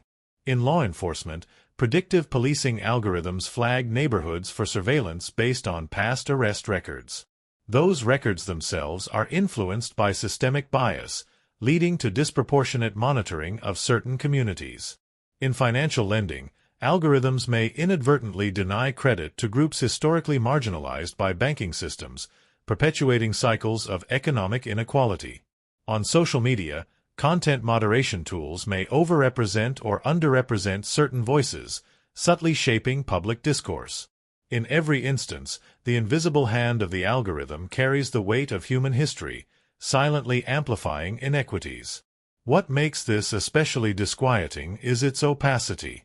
Algorithms operate behind interfaces, code, and layers of abstraction, hidden from view. Users rarely know the criteria influencing a decision, the datasets being used, or the assumptions baked into the system. The AI is trusted precisely because it is perceived as neutral, yet neutrality is a myth. Human biases, magnified by computational efficiency, acquire a form of legitimacy when presented as data-driven insight. Patterns that were once questioned and critiqued are now codified, given authority by the speed and scale of computation. And yet, the paradox remains. AI holds the potential to reveal bias as much as it perpetuates it. By examining algorithmic outcomes, we can trace inequities in ways previously unimaginable, exposing hidden patterns of discrimination. A machine can flag disparities, uncover correlations, and challenge long-held assumptions if we interrogate the data carefully, intentionally, and ethically. The challenge lies not in the machine itself, but in the humans designing, deploying, and interpreting its outputs. Bias is not inherent in computation. It emerges through interaction with imperfect data and imperfect intentions. Consider a scenario where an AI system recommends educational resources to students.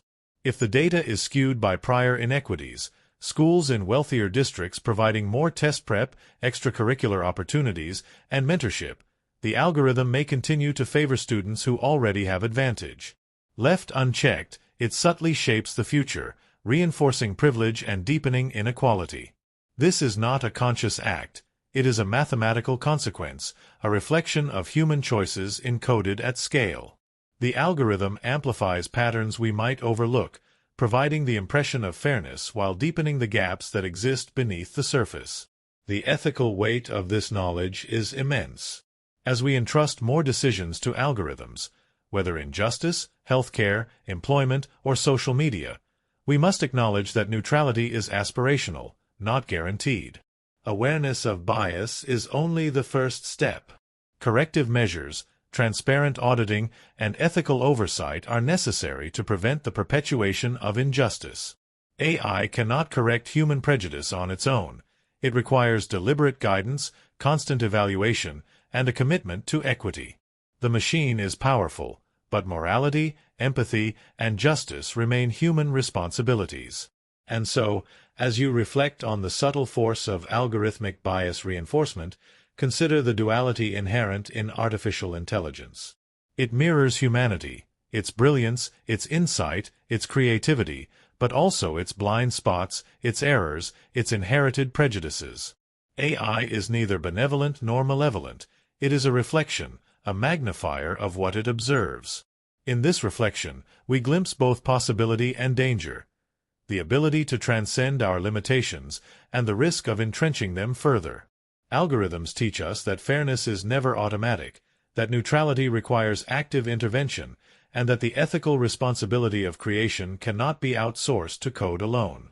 Even in the quietest moments, when a recommendation scrolls across your screen, when a decision is made silently on your behalf, the subtle reinforcement of bias persists. It is invisible, relentless, and often unquestioned. Awareness, vigilance, and ethical engagement are our defenses, and our obligation. In witnessing the paradox of algorithmic bias, we confront a truth about ourselves. That technology magnifies both our best and our worst, and that progress is not in automation alone, but in conscious, deliberate action. Globalization, local fragmentation. Imagine a world where borders have dissolved in an instant, where a single message can cross oceans in milliseconds, where ideas, images, and stories can travel from one continent to another without delay. Globalization, as promised, creates a tapestry of interconnectedness, a sense that humanity shares one vast, intricate network of thought and experience. We can witness events unfolding in real time across the globe, engage with cultures we might never physically encounter, and participate in conversations that span languages, continents, and time zones. The Internet, the crowning achievement of this era, is more than a tool. It is a bridge, a conduit for connection, a promise that distance is no longer a barrier to understanding.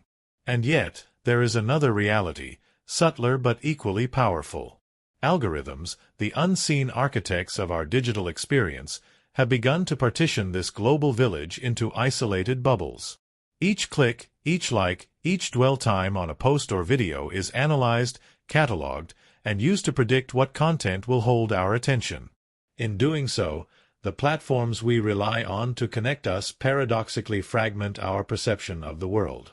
We are guided not by the openness of the Internet but by the invisible hand of optimization, nudged toward ideas, opinions, and cultural narratives that reinforce what we already know, believe, or feel comfortable seeing.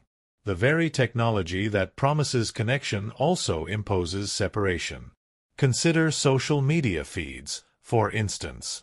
A user interested in environmental issues might find themselves presented almost exclusively with content that echoes their beliefs, filtered carefully to maximize engagement.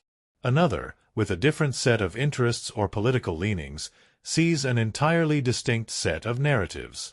The two individuals inhabit the same platform, the same global network, yet experience reality as profoundly different worlds. Cultural and ideological divides are no longer merely physical or historical, they are algorithmic.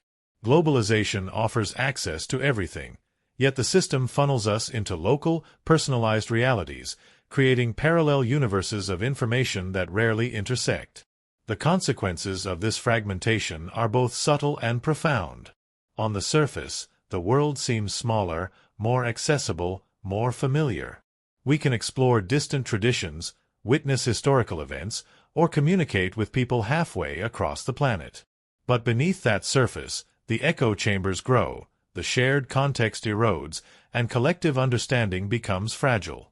Debates are no longer between informed perspectives but between isolated worlds of perception, each insulated by algorithmic reinforcement. We are connected globally but often isolated ideologically, emotionally, and culturally, unaware of the breadth of human experience beyond our curated feeds. History provides context for this paradox. Previous eras of globalization, through trade, exploration, and communication technologies, also brought exposure to diverse cultures.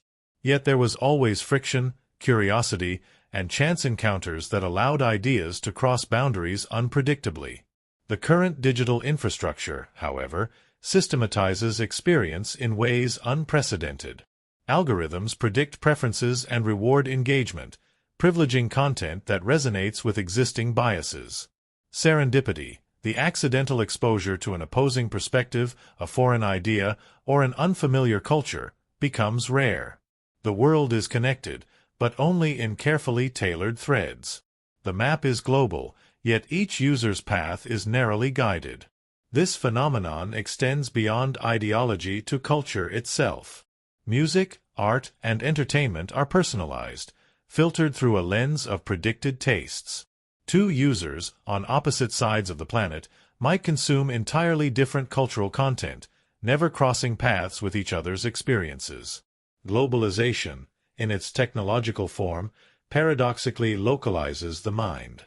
We exist in a digital echo chamber, surrounded by familiar rhythms, familiar ideas, familiar versions of the world that reinforce identity while reducing exposure to the vast diversity that globalization ostensibly offers. The promise of a shared global culture is replaced with the reality of infinite personalized fragments. Psychologically, this has profound implications. Human empathy, perspective-taking, and understanding are nurtured by exposure to diversity, by encountering ideas and experiences outside our comfort zones. Algorithms, however, prioritize engagement, not growth. They present us with what captivates attention and maximizes clicks, often at the expense of complexity, nuance, or contradiction. The world feels smaller, yet our perception is constrained, our worldview narrowed, our understanding of others mediated by invisible forces that prioritize familiarity over difference. The paradox is striking. The same technology that connects us can also enclose us, creating a digital illusion of global awareness while isolating the mind in fragmented experience. Economically and socially, the implications are equally significant. Globalization promises opportunity, yet the segmentation driven by algorithms can reinforce inequality, limit access to information, and entrench cultural divisions. Communities become insulated, targeted, and defined by predictive models that optimize attention rather than understanding. The digital divide is no longer solely about access to technology, but about access to perspectives, narratives, and experiences. We inhabit the same planet, yet the information ecosystems we occupy are increasingly insular, personalized, and unshared. In recognizing this paradox, there is an opportunity for reflection. Globalization remains an extraordinary achievement, and the Internet an unparalleled tool for connection. Yet the systems we build, the algorithms we create, and the patterns of engagement we adopt determine whether connectivity fosters empathy or reinforces isolation. Awareness is the first step toward bridging the divide. Seeking perspectives outside our algorithmic bubbles, engaging with discomfort, and intentionally exploring the unfamiliar can counterbalance the fragmenting tendencies of predictive technology. True globalization requires active participation, not passive consumption. Ultimately, globalization-local fragmentation reveals a subtle tension at the heart of our digital age. Connection does not guarantee understanding, proximity does not ensure empathy, and access does not imply insight. We are witnesses to a world more connected than ever before, yet our minds, guided by invisible patterns of prediction, may wander in fragmented chambers of familiarity. The challenge of our era is to navigate this paradox consciously, to move beyond the boundaries drawn by algorithms, and to seek the richness of a truly interconnected human experience that transcends personalization, prediction, and isolation. Renewable energy footprint. Imagine standing atop a wind-swept ridge, turbines turning silently against the horizon, their blades slicing through the crisp air with hypnotic grace. Below, solar panels stretch across vast fields, catching sunlight and converting it into electricity, a promise of clean, sustainable energy for a world striving to reverse centuries of environmental damage. At first glance, this is the emblem of progress, a tangible solution to climate change, a beacon of hope for a planet suffocating under carbon emissions. Yet as the eye lingers, a subtle complexity emerges. The story of renewable energy is not one of simple triumph. It is a narrative of trade-offs, unintended consequences, and the intricate web connecting human ambition to the natural world. Every technology, no matter how green, carries a footprint. The manufacture of solar panels requires rare metals like cadmium and tellurium, mined from distant lands, extracted under conditions that are often energy-intensive and environmentally disruptive.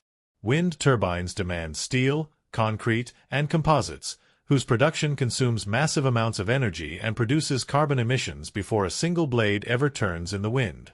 The batteries that store renewable energy, essential for stabilizing power grids, rely on lithium, cobalt, and nickel, metals that are not abundant, often mined under conditions that create environmental stress, water scarcity, and social tension. Each step of the production chain, while intended to mitigate climate change, introduces new environmental pressures, shifting the problem rather than fully eliminating it. Consider the life cycle of a solar panel. From the energy-intensive process of refining silicon to the use of chemicals for purification, the initial carbon footprint is significant. Transportation to installation sites across continents consumes fossil fuels. Maintenance and eventual disposal introduce further challenges. Toxic materials can leach into soil and water if not carefully handled. Yet the promise remains. The panel will generate renewable energy for decades, offsetting emissions from fossil fuel-based electricity, slowly balancing the environmental ledger. It is a race between initial cost and long-term benefit, between short-term disruption and enduring sustainability. The complexity deepens when we examine wind turbines. Towers must be tall, foundations robust, and blades enormous to capture sufficient energy. Manufacturing these components produces emissions, consumes concrete, steel, and fiberglass, and requires transportation logistics that themselves emit greenhouse gases. Furthermore, the placement of turbines can disrupt wildlife, alter landscapes, and interfere with natural migration patterns of birds and bats. Energy captured is clean, yet the infrastructure is far from neutral in its ecological impact. The paradox becomes clear. Solutions that reduce one form of environmental harm can inadvertently create another. Battery storage, a critical element for intermittent sources like solar and wind, embodies this tension perfectly. Lithium-ion batteries provide the promise of grid stability, electric vehicles, and energy independence from fossil fuels. Yet lithium extraction is water-intensive, depleting aquifers and altering local ecosystems. Cobalt mining in particular regions raises ethical concerns, from labor exploitation to toxic environmental runoff. The challenge is systemic. Even as technology advances, the materials and processes necessary to support green energy carry environmental and social consequences that must be managed, mitigated, and reconciled. This paradox is not a failure of renewable technology. It is a reflection of the complex entanglement between human progress and ecological systems. Every intervention in the natural world carries consequences, often unforeseen and cumulative. Renewable energy embodies human ingenuity, yet it also reminds us that the path to sustainability is neither linear nor simple. Clean energy is a step forward, but it is not a panacea. Its promise lies in careful design, conscious sourcing, efficient manufacturing, and rigorous end-of-life management. Only by acknowledging the trade-offs can society truly navigate toward genuine environmental resilience. Economically, renewable energy is equally complex. Investments flow toward large-scale solar farms and wind installations, creating jobs, stimulating innovation, and fostering energy independence. Yet the demand for rare minerals drives global markets, geopolitical tension, and resource exploitation. Countries rich in lithium, cobalt, and rare earth elements suddenly find themselves central to a green revolution they did not initiate. Profit, progress, and environmental responsibility intersect in ways that are intricate and sometimes contradictory, reflecting the paradoxical nature of progress itself. Culturally, renewable energy is celebrated as the emblem of moral action, the choice to reduce carbon footprints, to embrace sustainability, to protect future generations. Yet the narrative is incomplete if it ignores the hidden costs, the resource extraction, and the industrial intensity required to power a green future. Awareness of these complexities does not diminish the value of renewable energy. Rather, it emphasizes the need for holistic thinking, for policies and practices that balance ecological impact with technological progress. Philosophically, the story of renewable energy illustrates the eternal tension between human ambition and planetary limits. Every solution creates ripples, both beneficial and adverse. Every innovation carries consequences beyond immediate perception. As we harness the sun, wind, and water to fuel our lives, we are reminded that true sustainability demands vigilance, responsibility, and a willingness to engage with complexity rather than simplistically celebrating solutions. The footprint of green technology is never zero, yet with careful stewardship, it can become net positive, less destructive than the alternatives, and a step toward a regenerative relationship with the planet. Ultimately, the renewable energy footprint is a meditation on paradox. It teaches that progress is layered, multifaceted, and rarely absolute. It challenges us to look beyond the visible benefits and recognize the hidden costs. It reminds us that environmental stewardship is not about absolutes, but about navigating trade-offs, minimizing harm, and striving for balance. Renewable energy is both promise and responsibility, light and shadow, potential and constraint. By embracing its complexity, humanity can pursue a future where energy is clean, abundant, and aligned with the rhythms of the natural world, while never forgetting the ecological debts embedded in every innovation. Smart device dumb failure. Imagine a device designed to be intelligent, to anticipate your needs, to simplify life in ways that once required effort, skill, or knowledge. A thermostat that learns your schedule, a refrigerator that tracks groceries, a door lock that recognizes faces, a voice assistant that answers questions almost before you ask. Each is a marvel of engineering, a testament to human ingenuity, an interface between human intention and digital precision. Yet, in this intelligence lies fragility. A simple, unrelated failure, a momentary power flicker, a dropped Wi-Fi signal, a minor software glitch, can reduce these marvels to near uselessness. The very sophistication that promises convenience often depends on a delicate chain of systems, and if any link falters, the entire apparatus can collapse. Consider the paradox. The smarter a device becomes, the more it relies on invisible networks, background services, and auxiliary functions. A smart fridge cannot update its inventory if the cloud server is unreachable. A voice assistant cannot schedule your day if it cannot access the calendar service. A connected lock cannot secure your home if its sensors fail. The sophistication that once implied autonomy now implies dependency. Intelligence has become a complex web, and a single failure, sometimes imperceptible or minor, can render the entire system ineffective. A toaster that can be programmed from your phone may refuse to operate if your network is offline. A smart lock may prevent entry if a tiny sensor misreads a motion. We marvel at the possibilities, but the failures are often absurdly mundane, almost cruel in their simplicity. This phenomenon shapes our relationship with technology. We expect perfection because the devices promise it. We trust that artificial intelligence, machine learning, and automation will eliminate human error. Yet, we are reminded daily that these systems are not magic. They are networks of fragile, interacting parts, vulnerable to failure in ways both predictable and bizarre.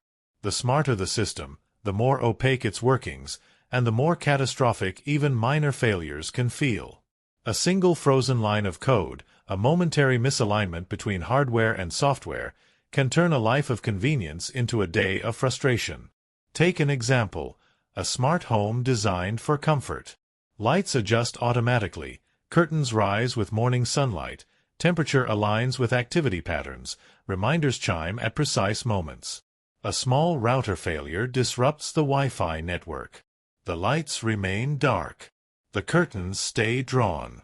The heating misfires. Suddenly, the intelligence embedded in these systems is revealed as fragile and contingent. Complexity, once a promise of independence, now becomes a source of dependence. The system is only as robust as its weakest link, and the smarter it is, the more links there are to break. Beyond individual inconvenience, this fragility speaks to broader implications. As societies integrate intelligence into infrastructure, transportation, healthcare, and communication, the potential for systemic failure grows. Autonomous vehicles rely on sensors, cloud services, and real-time data. Smart grids coordinate energy distribution across thousands of nodes. Health monitoring devices transmit critical physiological data to servers for analysis. A single malfunction, a minor miscommunication, or a trivial oversight can ripple outward, creating consequences that are disproportionate to the simplicity of the initial failure. Intelligence has become a double-edged sword, enabling extraordinary functionality while amplifying vulnerability. Psychologically, these failures are jarring because they violate expectation. The intelligence of a device generates anticipation. We assume it will work, that it will anticipate, that it will reduce effort. When it fails, even trivially, the contrast between expectation and reality is stark. A smart device that refuses to function because of an unrelated sensor or an invisible dependency confronts us with our own over-reliance on artificial cognition. It reminds us of the limits of design, the fragility of interdependence, and the illusion of autonomy. Every smart gadget is, in truth, a collaboration between human design, networks, software, and hardware. Remove any single piece, and the intelligence can crumble, leaving the human operator stranded, frustrated, and painfully aware of how little control they truly have. Even more absurd is the emotional response these failures provoke. Users often experience rage disproportionate to the scale of the failure. A misfiring smart kettle becomes a symbol of technological betrayal. A frozen smart thermostat feels like a violation of trust. This reaction is not irrational. It reflects the gap between expectation and capacity. We attribute intentionality to machines. They should know, they should act, they should solve problems. When a small failure unmasks the limits of artificial intelligence, the experience is disorienting. It highlights the paradox of modern life. The more our tools are designed to think, the more helpless we feel when a minor flaw disrupts the chain.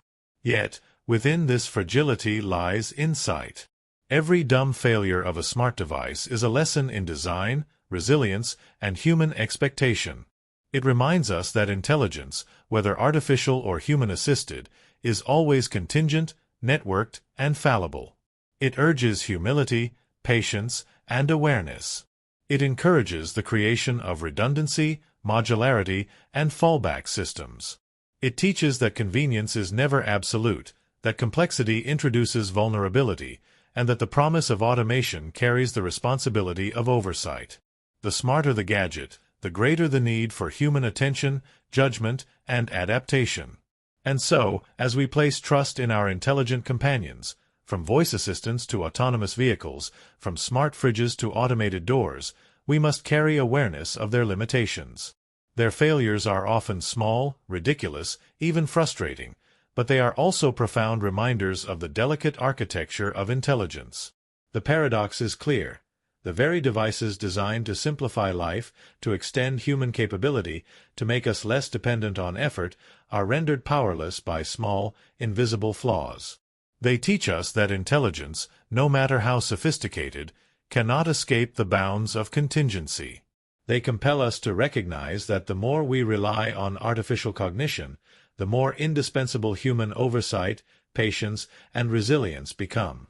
The smarter the gadget, the more dramatic the failure. The more interconnected the system, the more fragile the outcome. And in these moments, when technology refuses to work as intended, we confront the strange, compelling truth. Intelligence, without robustness, is as helpless as any human caught in the complexity it cannot resolve. Tech addiction productivity. Imagine a device, sleek, silent, promising efficiency. It waits patiently on a desk or in your pocket, offering solutions to tasks, reminders for meetings, instant access to knowledge.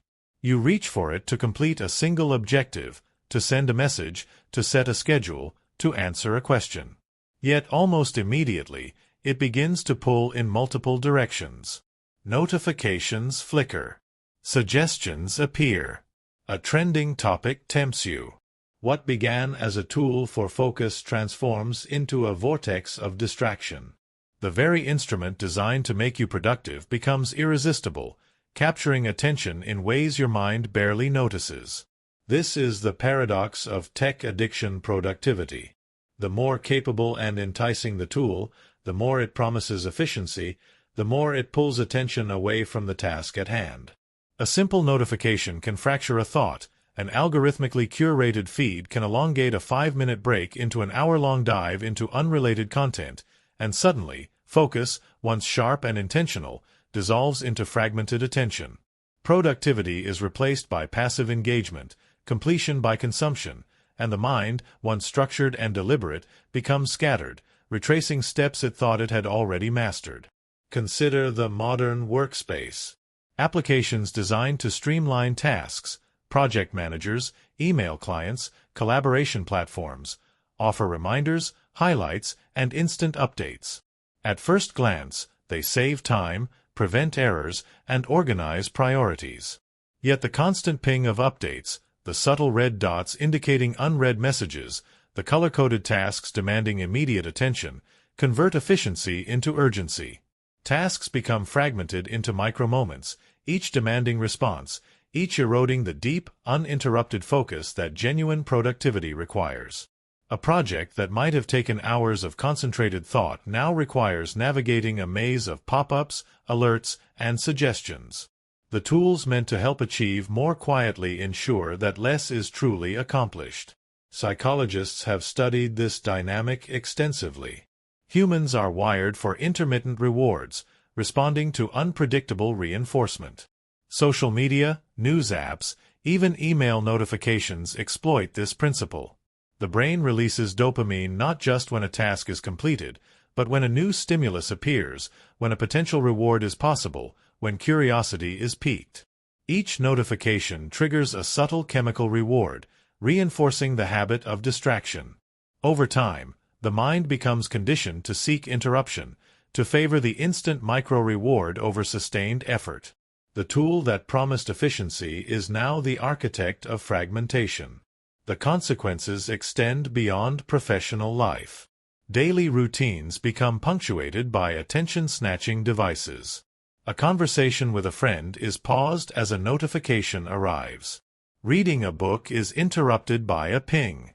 Even moments of solitude are invaded by the subtle pull of screens. Focus becomes a rare commodity, a fragile skill eroded by constant engagement with technology designed to seduce attention. The paradox is clear. Tools that extend our abilities also narrow our capacity for deep engagement, redefining productivity as motion rather than mastery, activity rather than accomplishment. Historical perspective illuminates the scale of this transformation. Humans have always faced distractions: chatter in marketplaces, the pull of social gatherings, or the lure of natural phenomena. What is unprecedented today is the precision of distraction, the seamless integration of attention-grabbing stimuli into devices we rely upon for almost every aspect of life. The architecture of modern technology exploits evolutionary quirks, turning convenience into compulsion, efficiency into dependency. The mind, honed over millennia for focused problem-solving, now navigates an environment optimized for engagement, not for completion. Emotionally, this phenomenon is subtle yet pervasive. Awareness of wasted time or scattered attention produces a quiet anxiety. We sense the gap between intention and action, between what we wish to achieve and what we accomplish. Yet the tools that distract are the very ones we rely upon, creating a cyclical tension between desire for mastery and compulsion to engage. The mind oscillates between focus and fragmentation, productivity and distraction, control and surrender. Every glance at a device reinforces the pattern, subtly reshaping behavior, until attention itself is a scarce and precious resource. Mitigating this paradox requires conscious strategies. Awareness is the first step. Recognizing that productivity tools are also instruments of distraction allows deliberate structuring of engagement. Setting boundaries, disabling non-essential notifications, and scheduling dedicated periods of uninterrupted work can reclaim focus. Mindful use transforms tools from seductive distractions into allies, enabling true productivity rather than its illusion. Yet even with strategy, the underlying tension remains. The technology is powerful, enticing, and omnipresent, demanding vigilance, reflection, and discipline. Ultimately, tech addiction productivity is a meditation on human attention, choice, and adaptation. It asks us to consider the cost of convenience, the subtle erosion of sustained focus, and the ways in which mastery over tasks can be undermined by the very tools designed to empower. In every ping, in every alert, there lies a lesson. Productivity is not inherent in tools. It is cultivated in the mind through discipline, awareness, and the deliberate exercise of attention. The device does not make us more productive. It offers opportunity. The question is whether we answer with focus or surrender to distraction. In this reflection, there is both caution and hope. Technology, while compelling, need not dominate. With awareness, boundaries, and intention, the mind can navigate the seductive allure of instant engagement and reclaim the deep, uninterrupted focus that defines true productivity. The paradox persists, yet so does the possibility of mastery. The choice, silent but powerful, rests with the user, in every glance, every tap, every decision to engage or resist. Technology tempts, but attention is ours to guard. Remote work proximity gap. We live in a world where work is no longer tethered to a single place. Offices, once bustling with the constant hum of conversation, the shuffle of papers, the casual exchanges at coffee machines, have become optional. Computers, smartphones, and high-speed internet promise the freedom to work from anywhere. A quiet apartment, a sunlit terrace, a cafe in another country, even a beach at dawn. Boundaries of geography blur, schedules stretch across time zones, and the world becomes your office. It is the promise of ultimate flexibility. And yet, in this very liberation lies a paradox. The more we can be everywhere, the more disconnected we feel. Proximity, once a natural part of human collaboration, has been replaced by screens and video calls. We can see our colleagues' faces, hear their voices, and read their messages, but something vital is missing. Subtle cues, shared rhythms, unspoken understandings, and the energy that emerges from being physically present. All of these diminish when interaction is mediated through technology. The virtual proximity is an illusion. Distance persists, invisible yet profoundly felt. Consider a team working on a complex project. Ideas are shared through email threads, chat windows, and scheduled meetings. A question arises about the direction of a proposal. In a physical office, one might glance over a shoulder, ask in passing, read body language, and intuit the unspoken hesitation or excitement in a glance or tone. Online, responses arrive in text, punctuated with emojis, delayed by time zones, or lost in threads. Nuance is flattened, context is often missing, and the richness of human interaction is reduced to digital fragments. Work proceeds, yet something essential is absent, the subtle cohesion that proximity fosters. The consequences extend beyond efficiency. The sense of belonging, camaraderie, and shared identity within a team erodes gradually. Water cooler conversations, shared meals, spontaneous brainstorming sessions. These seemingly trivial interactions create bonds that anchor people within their communities. When these are absent, employees often report feelings of isolation, even when they are technically closer to family or in the comfort of their homes. Emotional and social connection, like work itself, has a geography. Being present in a space matters more than we often recognize. Yet the gap is not only social, it is psychological. Human brains evolved in environments rich with immediate social cues, feedback loops, and interpersonal dynamics. Physical proximity allows subtle communication, posture, eye contact, micro-expressions, shared laughter. In remote work, these cues are filtered, delayed, or absent. Cognitive load increases as the brain strives to interpret messages without context. Misunderstandings proliferate. People become exhausted not just from work, but from the constant effort required to maintain connection across distance. The irony is stark. Technology promises connection, yet amplifies disconnection. There is also a broader cultural dimension. Communities are affected when work is untethered. Local economies, neighborhoods, and city centers thrived around the presence of offices, lunch spots, transport networks, shared public spaces. When large numbers of people work remotely, those networks weaken. Cities feel emptier. Streets are quieter. Opportunities for casual, serendipitous encounters diminish. Human ecosystems, finely tuned to density and interaction, shift subtly but irrevocably.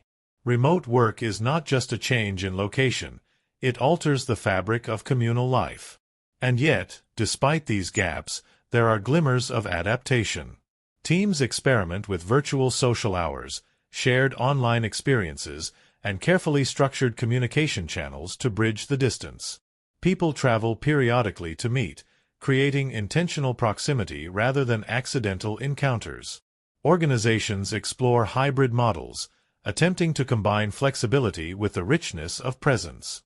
These efforts recognize that human connection is not merely a byproduct of co-location, it is a necessity, a subtle current that sustains collaboration, creativity, and well-being. The remote work proximity gap also challenges our assumptions about productivity and fulfillment. Working from home may offer convenience, yet it blurs the boundaries between labor and life. Without the physical cues of office routines, the rhythm of workdays shifts, breaks dissolve, and isolation deepens. Mental health suffers quietly, often unnoticed, as people navigate the paradox of being constantly connected yet profoundly disconnected. Flexibility becomes freedom only if paired with conscious effort to maintain meaningful ties. Ultimately, this gap is a reflection of a deeper truth. Human work is social work. Collaboration, creativity, and trust are rooted not only in skill but in the subtle interplay of presence, shared experience, and communal rhythm. Technology enables us to transcend distance, yet it cannot fully replace the nuances of proximity. The challenge of our time is to navigate this tension, to preserve connection in an age of physical separation, to cultivate presence even through screens, to recognize that belonging, intimacy, and shared purpose are as much spatial as they are conceptual. As you reflect on this, imagine your own workspace. The walls, the chairs, the screens, they are vessels for action, but not for the invisible currents of connection that make collaboration alive. Feel the subtle tension of presence and absence, the delicate balance between freedom and isolation. The remote work proximity gap is not merely about location. It is about the human need for closeness, the invisible threads that bind us, and the quiet yearning that remains when those threads are stretched across distance. In embracing flexibility, we must also embrace mindfulness. Intentionally creating moments of presence, even virtually, can bridge the unseen gap. Scheduling check-ins, video calls, casual chats, or periodic in-person gatherings are not trivial. They are lifelines, small acts that reaffirm connection, trust, and shared purpose. Remote work can coexist with proximity, but only if we recognize the value of presence, both physical and psychological, and commit to maintaining it deliberately. And so, in this age where boundaries blur, schedules stretch, and offices dissolve, we are reminded that human connection is spatial as much as it is emotional. Work can happen anywhere, but belonging requires intentionality. Teams, communities, and individuals must navigate the unseen currents of distance, creating pockets of presence in a world designed to disperse us. The remote work proximity gap is a challenge, a quiet paradox, and ultimately, a reflection of what it means to be human in an era of infinite mobility yet profound yearning for connection. Digital democracy filter. Imagine a world where every individual can speak, where opinions, ideas, and expressions flow freely from millions of voices into a shared digital space. On the surface, this is the promise of the modern age, a democracy amplified by technology, where barriers of distance, wealth, or influence no longer dictate who can participate. Anyone with a device can share their story, raise their hand in a global conversation, or contribute to debates that shape thought, culture, and policy. The Internet becomes a stage where the many can speak, an arena where every voice matters, or so it seems. Yet beneath this apparent equality lies a hidden gatekeeper, the algorithm. These invisible decision-makers determine which voices are amplified, which fade into silence, and which are never heard at all. Every post, every comment, every piece of content is filtered, ranked, and judged, not by the intrinsic value of the message, nor by its contribution to knowledge or society, but by engagement metrics, predictive models, and patterns designed to maximize attention. The digital marketplace of ideas is not a level playing field. It is a curated theater, where the scripts are subtly dictated by unseen logic. Consider a social platform during an important public debate. Thousands of users express nuanced opinions, share first-hand experiences, or propose innovative solutions. Some voices are immediately elevated, trending, shared widely. Others, equally valid, vanish into feeds unseen. Algorithms favor what is likely to spark engagement, provoke reaction, or align with existing preferences. A voice that challenges comfort zones, presents subtle reasoning, or complicates consensus may never reach the audience it deserves. In practice, digital democracy becomes a filtered democracy, where visibility is not guaranteed by merit, but by patterns of predicted attention. The implications are profound. At the societal level, discussions appear vibrant and inclusive, yet the reality is selective. Narratives consolidate around what the algorithm favors, shaping public perception in ways invisible to the participants themselves. Polarizing content is often amplified over reasoned dialogue. Controversy outshines consensus. Repetition of favored ideas reinforces belief rather than challenging it. Technology promises equality of voice, but in practice it imposes hierarchy, invisibly deciding which perspectives matter most. The illusion of openness masks the subtle mechanics of curation. At the individual level, the effect is equally striking. Users may believe they are participating in a global conversation, yet their contributions may never escape the confines of a limited digital audience. Feedback loops reinforce visibility for some while silencing others. The democratic ideal, that every voice can influence the whole, is compromised by the very systems designed to enhance participation. We are encouraged to speak freely, but the architecture of attention determines whose speech is rewarded and whose is neglected. Autonomy, in this digital context, is constrained not by law, but by algorithms that calculate, predict, and amplify selectively. Historical perspective adds depth to this paradox. Traditional democracy, even at its imperfect best, relies on structural checks and balances, public debate, and deliberation over time. In digital spaces, these mechanisms are supplanted by instantaneous ranking systems, engagement algorithms, and predictive analytics. Speed and volume replace deliberation, virality overshadows reflection, and popularity often substitutes for reasoned consideration. The digital agora becomes a space not only for participation, but also for quiet exclusion, where voices are technically free but practically invisible.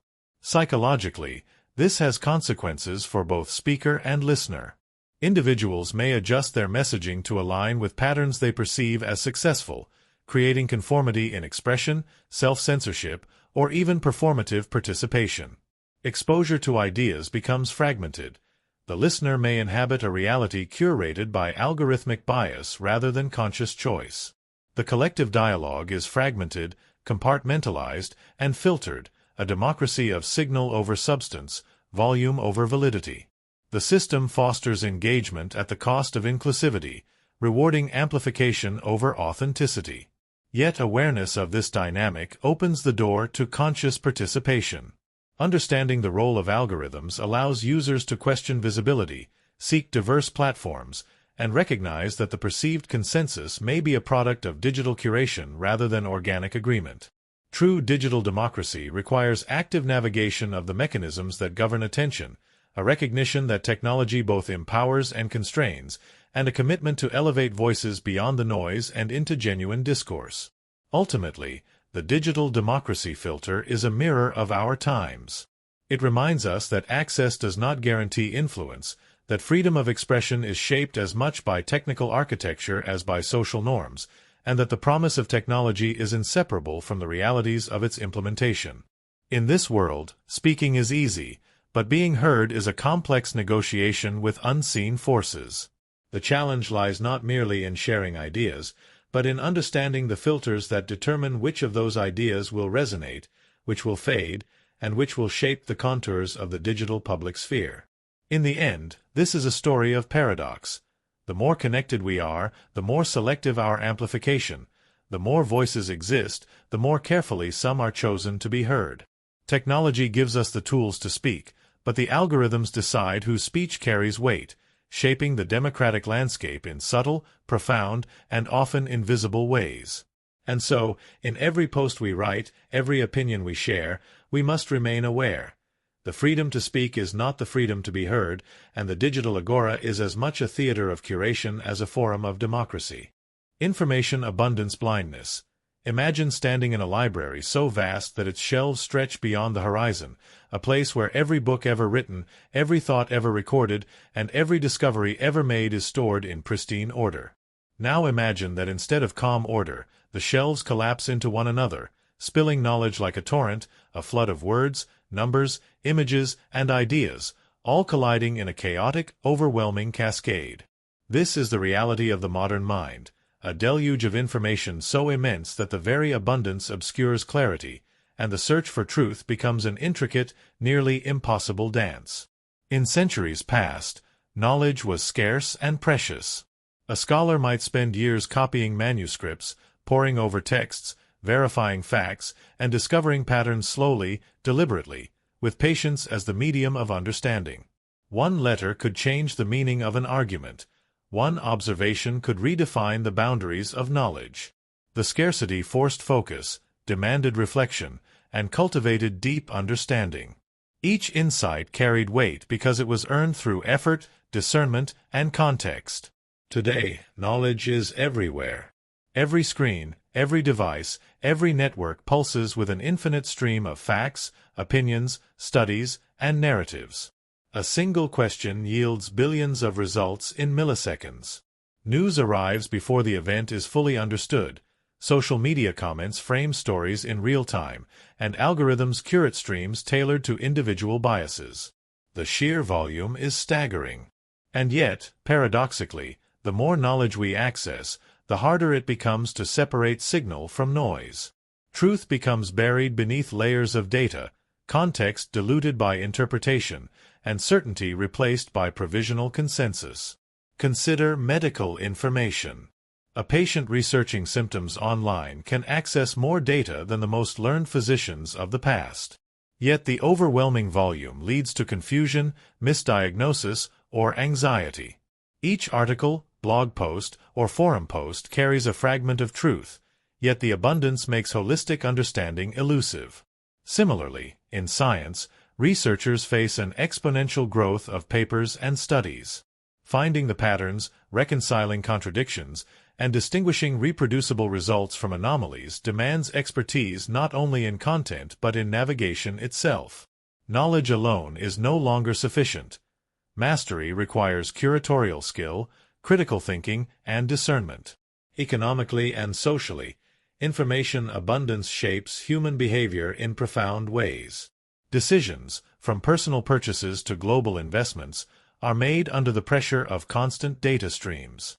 Consumers are bombarded with reviews, ratings, advertisements, and comparisons, each promising clarity, yet collectively producing decision fatigue.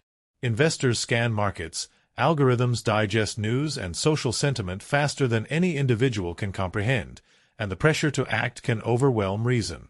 The abundance of information creates a paradox. We have everything, yet we understand little. Culturally, this flood of knowledge has transformed human perception of authority.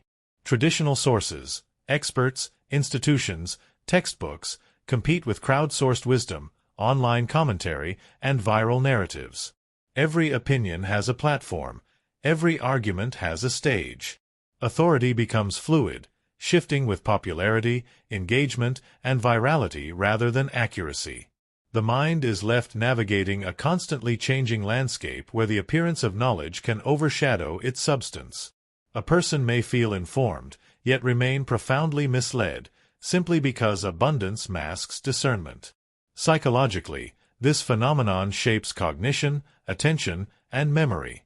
The human brain evolved to manage scarcity, remembering critical information, noticing patterns, and prioritizing relevance.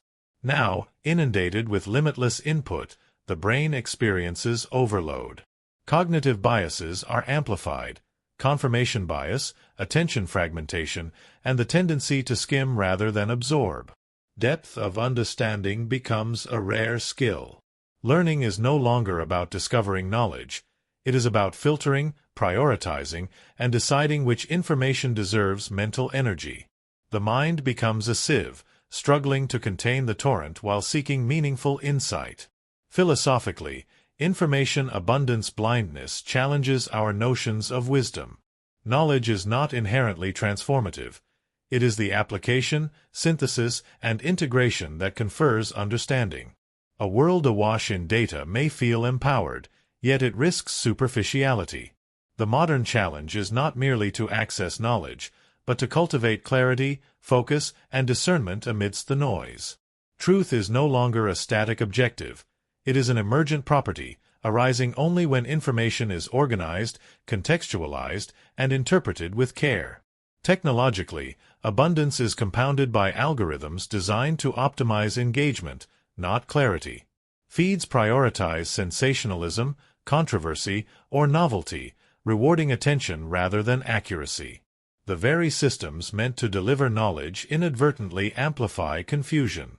Echo chambers form, reinforcing preconceptions, while critical perspectives are buried beneath viral currents. In this ecosystem, ignorance does not come from lack of access. It comes from overexposure without synthesis, from drowning in data without guidance. Yet hope exists within this paradox. Tools, methods, and disciplines can help navigate abundance. Critical thinking, cross-referencing, skepticism, and the cultivation of slow, deliberate study are antidotes to cognitive flooding. Individuals who learn to filter, curate, and reflect transform information into understanding. Institutions can design systems that emphasize clarity, verification, and transparency. Society can recognize that wisdom is not an automatic consequence of data access. It must be actively constructed. Ultimately, information abundance blindness is a meditation on the double-edged nature of human progress. We have more knowledge than any generation in history, yet the sheer scale challenges comprehension. The flood of data can empower and disorient simultaneously. It teaches us that access alone is insufficient. Discernment is essential. In the endless streams of information, clarity becomes the most precious resource. Understanding emerges not from the accumulation of facts, but from the deliberate navigation of complexity, the courage to question, and the patience to synthesize insight from chaos. In a world of infinite knowledge, wisdom remains rare and profoundly necessary. Personalized experience confinement. Imagine a world where every choice seems effortless, where the platforms you visit, the services you use, the media you consume, all appear to understand you perfectly. A streaming service queues up films it knows you will like. Social media feeds prioritize content tailored to your past behavior. Shopping platforms suggest products that align with your tastes, even before you search. At first glance, this appears to be a triumph. Convenience, efficiency, and pleasure distilled into an effortless stream of personal relevance. Yet beneath this surface comfort lies a subtle trap, one that confines rather than liberates, narrows rather than expands. The more tailored the experience, the more it shapes and limits the horizons of your awareness. Personalization promises intimacy. It tells you that you are understood, that your preferences matter, that you are unique. And in many ways it does. Algorithms process vast amounts of data to detect patterns, to anticipate desires, to predict satisfaction. They reduce friction, making discovery easy and enjoyment immediate. A playlist that always hits the right mood. Recommendations that seem uncanny in their precision. A news feed that feels curated just for you. The experience is seductive, comforting, almost invisible in its orchestration. You feel seen, acknowledged, and catered to. And yet, that very comfort carries consequence. Every recommendation is a selection, and every selection is a boundary. The system shows you what it predicts you will enjoy, and in doing so, it hides what it predicts you will not. It creates an environment in which exposure to novelty, surprise, or challenge diminishes. Each click, each like, each watch or purchase reinforces the pattern. The algorithm learns faster than the user, shaping the next recommendation with increasing precision, and with each iteration, the bubble tightens. Your digital environment becomes a mirror of your past self, reflecting not who you might become, but who you have been. Personalized experiences, though convenient, can act as invisible walls, constructing comfort at the cost of exploration. Consider the subtle ways confinement emerges. On a music platform, you may find yourself listening to variations of the same genre, the same tempo, the same emotional tone, unaware of the richness outside your curated playlist. On social media, your interactions may be filtered to reinforce existing beliefs, interests, or opinions, creating echo chambers in which disagreement or diversity is invisible or marginalized. On streaming platforms, your viewing habits may guide you along predictable narratives, the unexpected overlooked, the challenging avoided. Each system, designed to maximize engagement, inadvertently narrows perspective. The algorithm's efficiency becomes a limitation. The intelligence that serves you also confines you. The consequences extend beyond mere entertainment. When every recommendation reinforces what you already like, what you already think, what you already consume, the capacity for curiosity diminishes. Exploration requires effort, risk, and uncertainty, but personalized systems reduce these by anticipating desire. In doing so, they can subtly reshape cognition and preference. You may become more passive in discovery, less likely to venture outside familiar patterns, more comfortable in repetition and predictability. This is not merely convenience, it is an influence, guiding attention, shaping taste, and reinforcing existing identities. The bubble is invisible, but its effect is real. Psychologists describe this as a form of cognitive confinement. Human curiosity thrives on uncertainty, novelty, and surprise. Exposure to diverse ideas, styles, and experiences fosters growth, creativity, and critical thinking. When digital systems filter novelty according to predictive models, they inadvertently restrict the stimuli that provoke learning and insight. The more comfortable the environment becomes, the more we risk stagnation. We are rewarded for consistency, for patterns, for predictability, and punished with obscurity for deviation. Personalization becomes a subtle cage, enclosing us in the familiar while hiding the unknown. Even more compelling is the emotional dimension. The comfort of being constantly catered to can create dependency, a quiet reluctance to step outside the curated flow. The joy of serendipity, of encountering something unexpected that challenges or delights, becomes rare. Our emotional landscape, guided by algorithms, is carefully managed, optimized for engagement, not for expansion. The sense of adventure is replaced by predictable satisfaction. The world shrinks to what can be anticipated, quantified, and repeated, leaving the mind confined within a landscape defined not by its possibilities, but by the predictions of a system that interprets past behavior as destiny. Yet, awareness of this confinement offers opportunity. Recognizing the bubble allows conscious intervention. Seeking out unfamiliar genres, following voices outside comfort zones, exploring media or ideas that challenge expectations. Conscious disruption of curated pathways reintroduces novelty and serendipity. Human curiosity, when exercised intentionally, can overcome algorithmic guidance. Even in a world designed for efficiency and predictability, choice, effort, and mindfulness remain powerful tools to expand experience. Personalization need not imprison. It can be balanced with intentional exploration, curiosity-driven navigation, and self-directed discovery. In essence, personalized experiences are a double-edged sword. They offer remarkable convenience, understanding, and relevance, yet simultaneously risk narrowing horizons, diminishing curiosity, and confining perspective. They highlight a fundamental tension in the digital age, the trade-off between comfort and freedom, predictability and discovery, the familiar and the unknown. The smarter and more responsive the system becomes, the more subtle the confinement. We navigate a world designed to serve us, yet shaped to limit us, to define engagement by reflection rather than exploration. And so, as you encounter your next recommendation, your next playlist, your next suggestion, pause to reflect. Consider not only the efficiency and ease it offers but also the boundaries it may impose. The system may know your past, predict your desire, and anticipate your satisfaction, but it cannot replace the vastness of possibility, the richness of uncharted ideas, or the joy of venturing beyond the familiar. Personalized experience may comfort, but it must not confine. True growth, curiosity, and understanding arise when we step beyond the algorithm, when we engage with the unexpected, the divergent, the unexplored.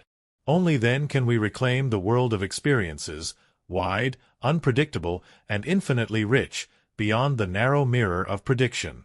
Tech-driven inequality gap. Imagine a world increasingly defined by the technologies we create. The devices, algorithms, and systems designed to enhance life, to streamline labor, to expand knowledge, are not equally distributed. Some walk through life surrounded by the benefits of advanced technology. high-speed internet, smart devices, AI assistants, virtual classrooms, and medical innovations. Others are left on the periphery, denied access by geography, economics, or infrastructure. The promise of technology is universal, yet the reality is uneven, a chasm that grows with each new advancement. Consider education. In some cities, children interact daily with AI tutors, digital simulations, and virtual laboratories that allow them to explore complex concepts as if they were tangible. Lessons are adaptive, personalized, and instant. A click or a tap opens access to worlds of knowledge once reserved for the elite. Meanwhile, elsewhere, a student may struggle to access a single device or reliable internet. The same curriculum becomes a barrier, not a bridge. Technology, intended to democratize education, instead magnifies existing gaps.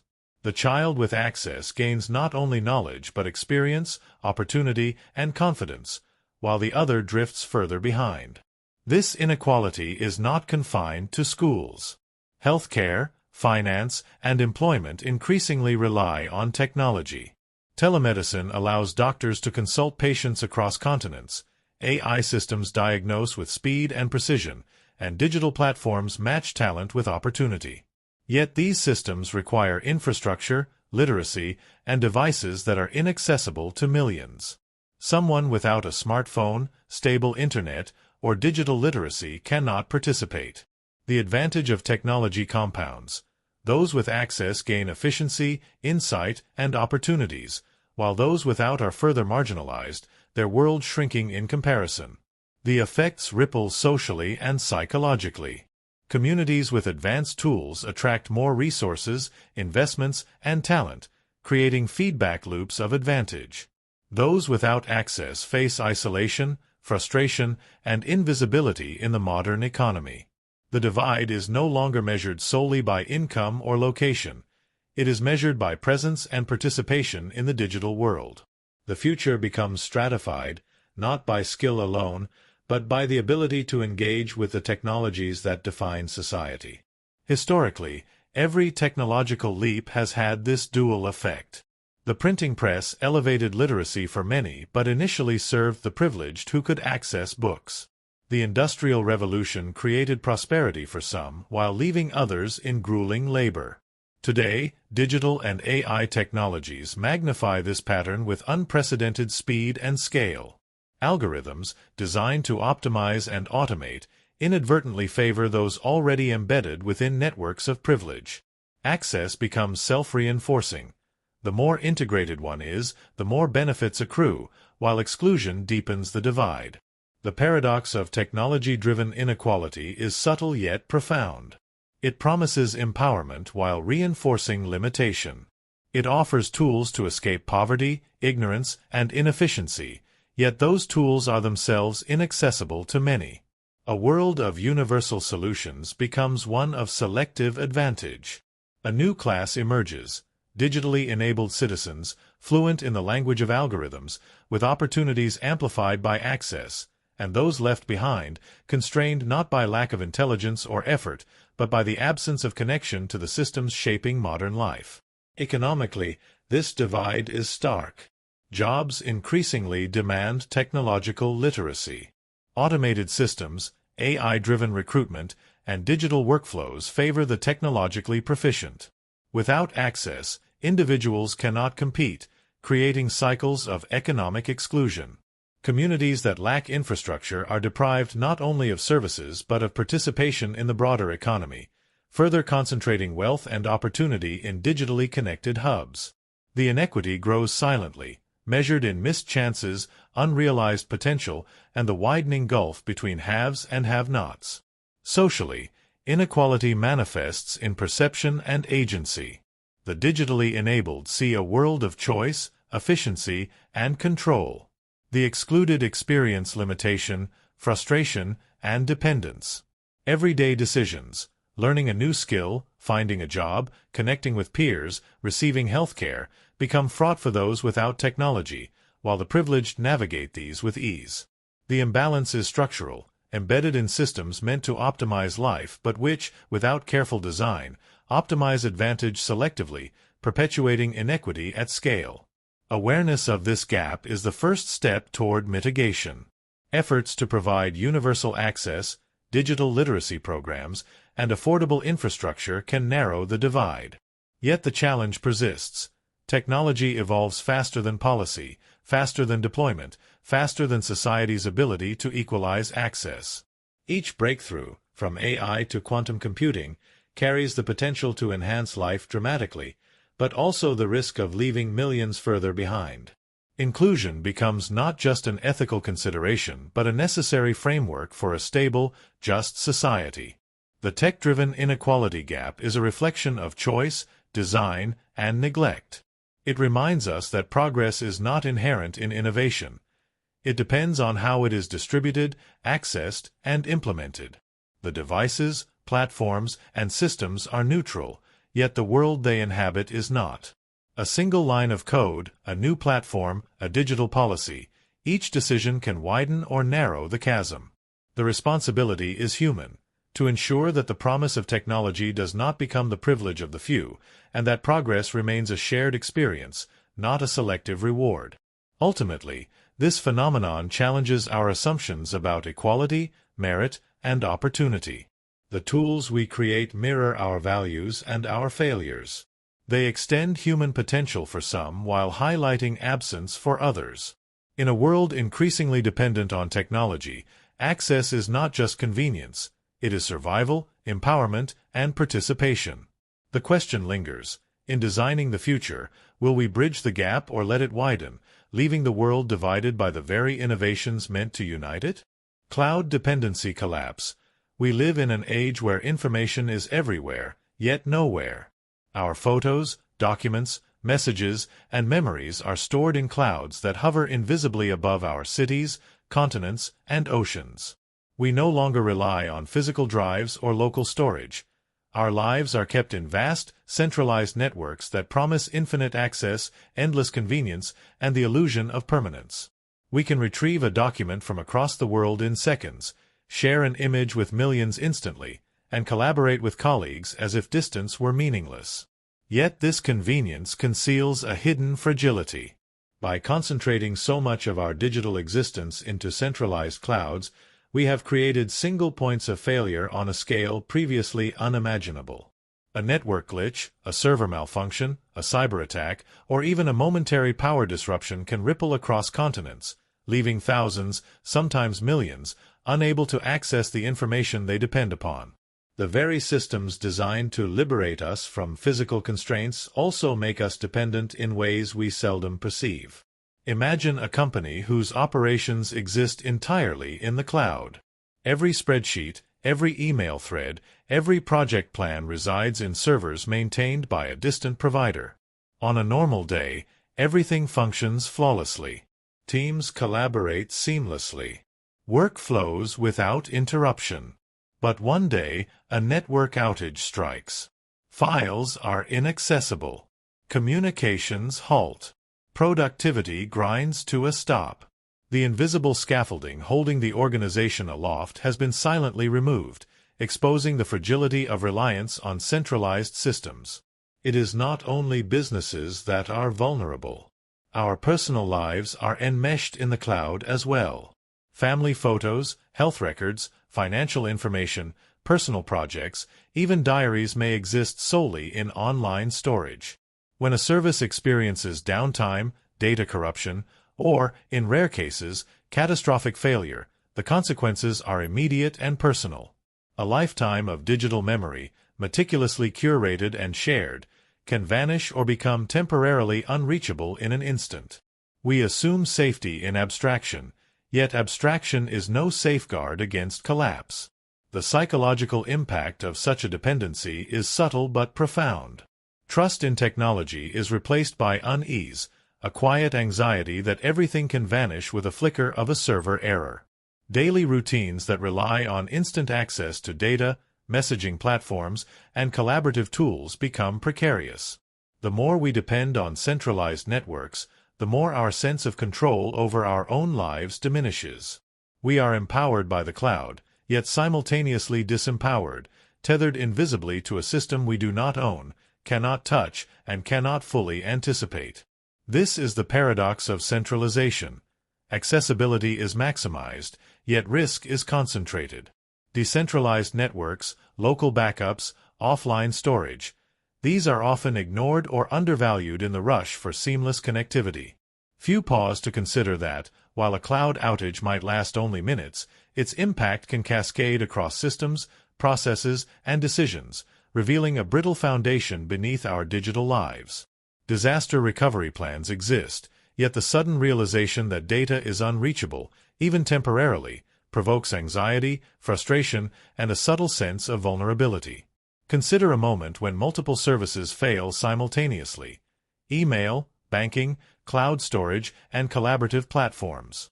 In such a scenario, daily life is not just inconvenienced, it is disrupted. Tasks that once took seconds now take hours, and the illusion of infinite digital convenience dissolves. We are forced to confront the underlying truth.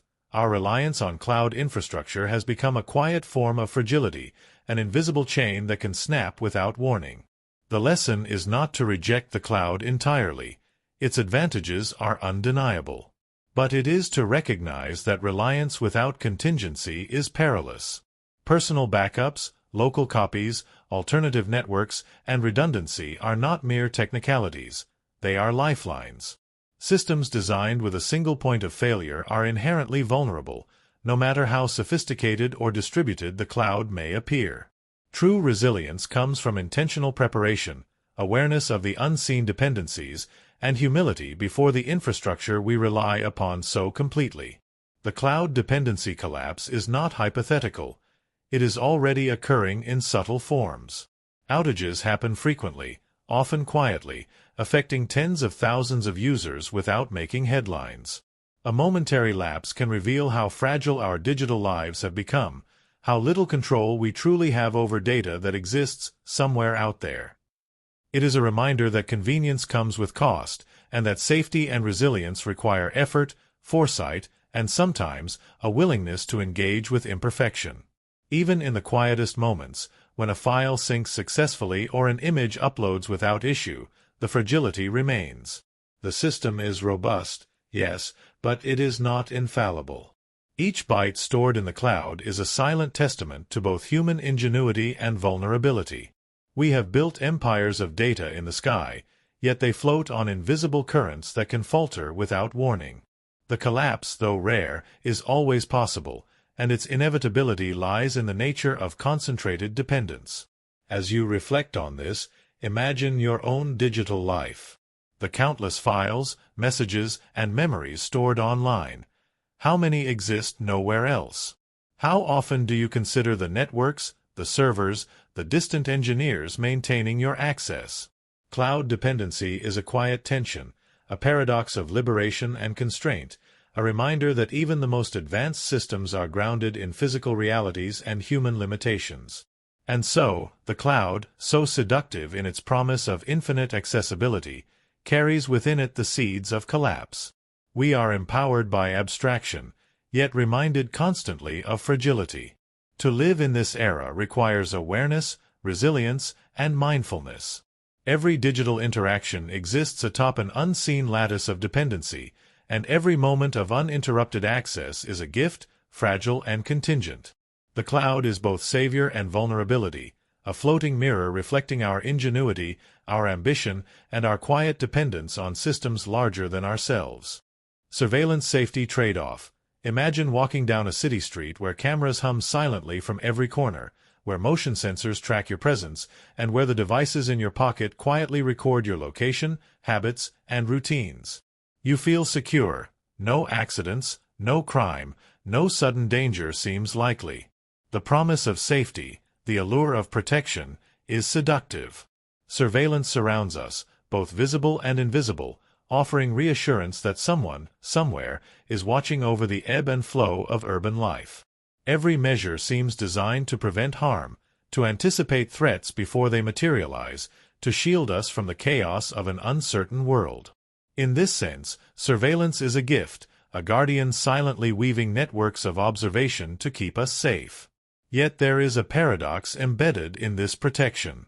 Every time we trade a sliver of freedom for increased security, the boundaries of our autonomy subtly shrink. Monitoring does not merely observe, it shapes behavior. We walk differently, speak differently, interact differently when we know, or even suspect, that we are being watched. Safety becomes inseparable from constraint. The very mechanisms that promise protection simultaneously cultivate vigilance, hesitation, and self-censorship.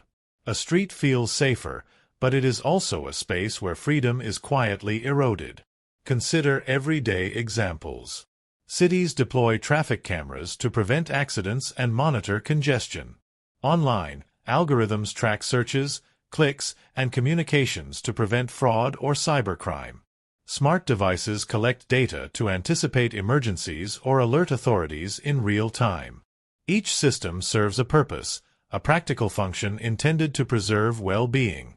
Yet these systems also compile an unprecedented archive of our lives, cataloging patterns of movement, speech, and behavior. The moment of privacy, the unobserved gesture, the space for spontaneous choice, these vanish, replaced by a network that measures, predicts, and potentially manipulates. History offers a sobering lens. In past eras, individuals enjoyed spaces beyond surveillance: private letters, quiet rooms, anonymous travel. Mistakes were personal, thoughts remained private, and freedom had room to breathe. Today, those spaces are shrinking. Digital tracking, CCTV networks, biometric databases, and pervasive monitoring render invisibility nearly impossible. Even acts of ordinary curiosity or harmless exploration leave traces. Safety is no longer free. It comes with the silent cost of transparency, the surrender of unpredictability, the subtle pressure to conform to expectations of visibility. The philosophical dilemma is stark. How much freedom are we willing to sacrifice to feel secure? If every choice, movement, or utterance is tracked, are we truly living, or are we performing life within the constraints of observation? Surveillance may prevent harm, yet it can also prevent spontaneity, experimentation, and authentic expression. Children grow up under watchful eyes, adults navigate spaces knowing they are never fully unseen, and society collectively internalizes the norms imposed by observation. Safety becomes inseparable from limitation, and the line between protection and control blurs. Consider the digital realm. Online monitoring prevents hacking, scams, and cyberbullying, yet it also maps our preferences, political beliefs, and social circles. Corporations and governments gain the ability to influence, nudge, or censor behavior. Our digital shadows are recorded, traced, and stored, creating a mirror of our existence that is no longer solely under our control. Every click is observed, every message indexed, every action stored. The cost of online safety is the erosion of digital freedom, the same freedom that allows curiosity, dissent, and creativity to flourish. There is also a psychological dimension. When monitored constantly, individuals internalize observation, modifying behavior without explicit coercion. Freedom becomes self-regulated. Liberty is performed within invisible constraints. Safety, while tangible, carries an invisible weight. The loss of choice, the reduction of privacy, the subtle shaping of thought and action. Even when surveillance is benevolent or well-intentioned, it changes the way we inhabit space, both physical and digital. Yet the paradox is not absolute. Awareness, transparency, and ethical governance can mediate the trade-off. Systems designed to protect can respect boundaries, limit data retention, and provide opt-in mechanisms for monitoring. Citizens can engage in conversations about oversight, accountability, and proportionality. The challenge lies in balancing the undeniable benefits of surveillance with the intangible, yet profound, costs to freedom, spontaneity, and privacy. The delicate equilibrium requires vigilance as much as it requires technology. Ultimately, the surveillance-safety trade-off reveals the tension at the heart of modern society. The desire to be protected collides with the desire to be free. Security cannot exist in a vacuum. It is inseparable from the systems that enforce it, and those systems shape our lives in ways we rarely perceive. In every camera, every sensor, every tracking algorithm, there is a choice, a negotiation between safety and liberty, protection and autonomy. The world is safer, yes, but at the subtle cost of freedom, as every move, gesture, and thought risks becoming part of a system that watches patiently, silently, and permanently. The paradox forces reflection. Safety without freedom is a gilded cage. Freedom without safety is an exposed wilderness. Society must navigate this delicate balance, knowing that the cost of absolute protection is often the quiet erosion of the very liberty we seek to preserve. And so, in every street we walk, every device we use, every step we take, we inhabit a space that is both secure and constrained, comforted and observed, safe yet subtly diminished. Open source vulnerability. Imagine a world where knowledge flows freely, where every line of code, every algorithm, every ingenious solution is shared openly, available to anyone willing to study it. Open source is the embodiment of human collaboration, a collective mind spanning the globe, accelerating innovation in ways previously unimaginable. Developers in small apartments, students in dorm rooms, engineers in remote labs, all contribute to software that powers economies, medical research, communications, and entertainment. The beauty of open source lies in its transparency, its generosity, and its democratic promise. Progress belongs to everyone, and anyone can build upon it. Yet beneath this luminous ideal, a shadow moves silently. The same openness that allows breakthroughs also exposes vulnerabilities. Every tool shared, every repository uploaded, every algorithm documented becomes a double-edged sword. Those with benevolent intent can innovate, improve security, and enhance functionality. Those with malicious intent can exploit, manipulate, and weaponize. In the realm of software, access is power, and unrestricted access carries inherent risk. What empowers the many also empowers the few who seek to disrupt, steal, or destroy. Consider a popular open-source library that millions of applications depend upon. A single overlooked flaw, a misplaced check, an unpatched function, an unnoticed edge case, becomes amplified exponentially. Applications, websites, and devices built upon this code inherit the vulnerability silently. Users trust the infrastructure without realizing that a hidden weakness can ripple through systems worldwide, potentially compromising data, privacy, or even physical safety in an increasingly connected world. The ripple is subtle yet profound. One error in the light of transparency can cascade into chaos unseen. Open source accelerates progress because it invites scrutiny, collaboration, and rapid iteration. Communities of developers identify bugs, patch vulnerabilities, and improve efficiency at a pace impossible in proprietary models. Innovation thrives in openness, fueled by collective intelligence and diverse perspectives. Security improves not despite openness but because of it. When responsibly managed, the visibility of code allows defenders to fortify systems faster than attackers can exploit them. Yet the same code is a roadmap for exploitation. The blueprint of every system, meticulously documented, is available to anyone capable of reading it. It is a paradox. Openness enables protection, and simultaneously, it exposes weakness. This duality is amplified by human psychology and the structure of digital ecosystems. The incentives for malicious actors are immense: financial gain, political leverage, or social disruption. Open-source repositories provide ready-made tools, frameworks, and modules that can be repurposed for exploitation. Exploits need not be invented from scratch. They can be discovered, adapted, and deployed rapidly. Meanwhile, defenders must anticipate not only mistakes in their own code, but also vulnerabilities in the interconnected web of dependencies upon which modern software relies. The complexity is staggering. Progress and peril exist as inseparable twins, inseparable because transparency leaves no part of the system hidden. The philosophical dimension of open-source vulnerability is equally compelling. Openness embodies trust. Trust in collaboration, in shared knowledge, in collective intelligence. Yet trust is inherently risky. Every contribution carries the potential for error, oversight, or deliberate harm. By empowering the many, we also give power to those who would disrupt. Responsibility shifts from individuals to communities, from companies to ecosystems. Security becomes a shared burden, ethical stewardship becomes a necessity, and vigilance must match the scale of collaboration. Economically, the consequences are tangible. A single vulnerability exploited in widely used software can cost millions, erode public trust, and stall innovation. Governments, corporations, and users rely increasingly on open-source systems, embedding them into infrastructure critical to daily life. Yet the very openness that lowers barriers to innovation also lowers barriers for exploitation.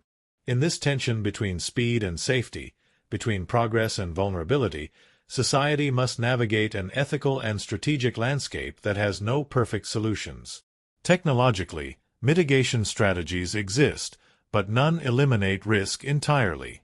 Code reviews, automated testing, continuous integration, and security audits reduce exposure, but they demand expertise, discipline, and resources.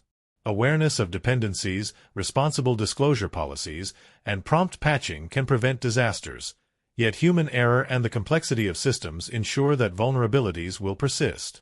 Open-source vulnerability is an inevitability, not a failure of the model, but a feature inherent in the marriage of transparency and complexity. Ultimately, open-source vulnerability is a meditation on paradox. It teaches that freedom and risk are inseparable. Sharing accelerates progress, empowers innovation, and fosters collaboration, yet it simultaneously arms those who would misuse knowledge. The challenge lies not in rejecting openness, but in embracing responsibility, cultivating security consciousness, ethical stewardship, and continuous vigilance. In the digital era, progress demands courage, transparency, and humility. The courage to share, the transparency to expose, and the humility to accept that every solution carries with it the seeds of unintended consequences. In the end, open source is a mirror reflecting the human condition. The same creativity that builds can destroy, the same generosity that enlightens can expose.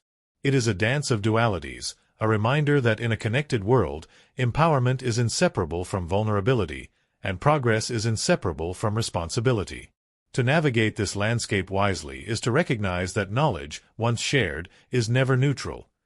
It is a force capable of creation and destruction, innovation and exploitation, and it is up to humanity to wield it with foresight and care.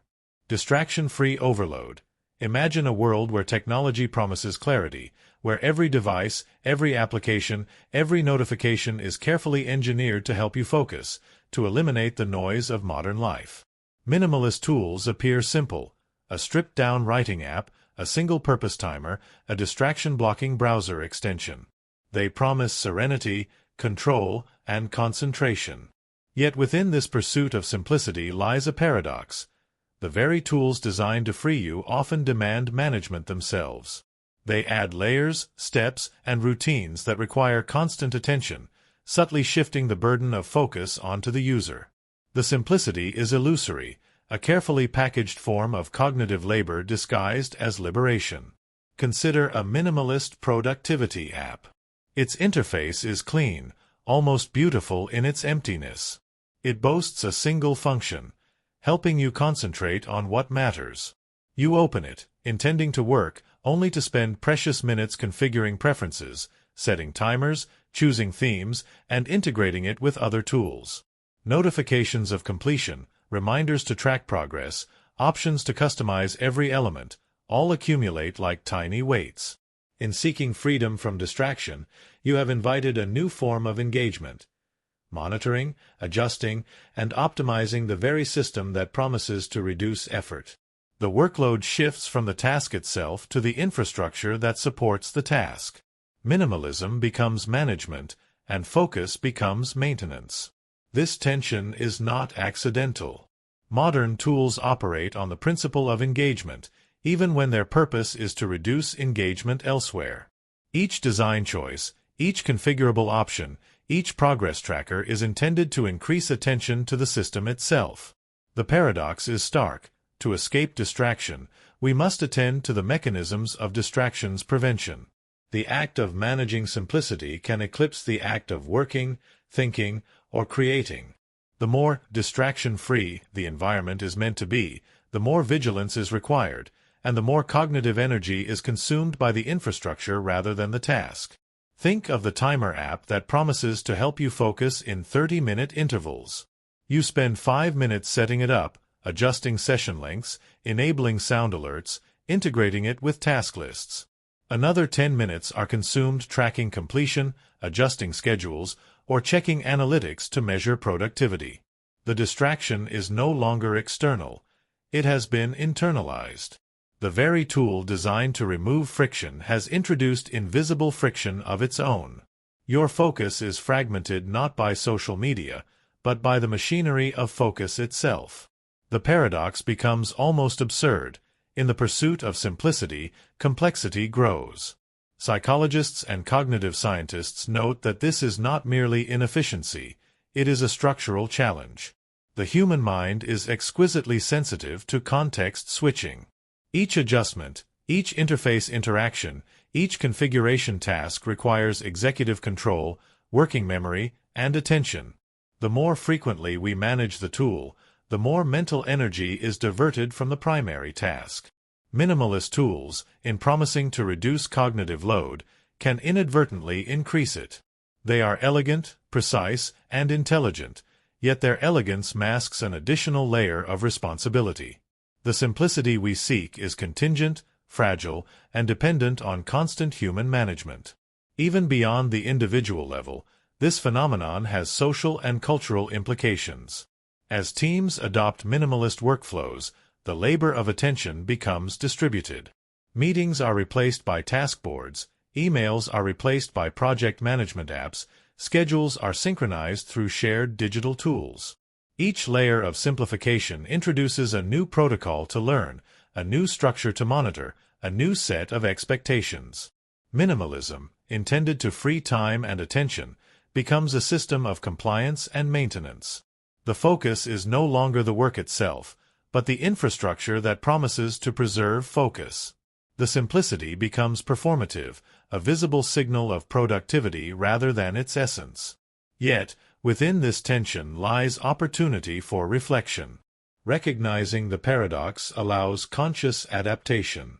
True focus may not require the most sophisticated tool, nor the most streamlined interface. It requires understanding the cognitive costs of management, the subtle demands imposed by even the simplest systems, and the awareness to limit engagement with the infrastructure itself. Sometimes, the simplest tool is no tool at all. Pen and paper, a clear desk, a deliberate decision to remove optional features, silence notifications, or abandon even the minimalist app in favor of raw attention. The act of reduction is itself a practice, one that requires discernment, patience, and restraint. This realization forces us to confront a central question. What is the purpose of simplicity? Is it to optimize experience, or to feel productive while being productive?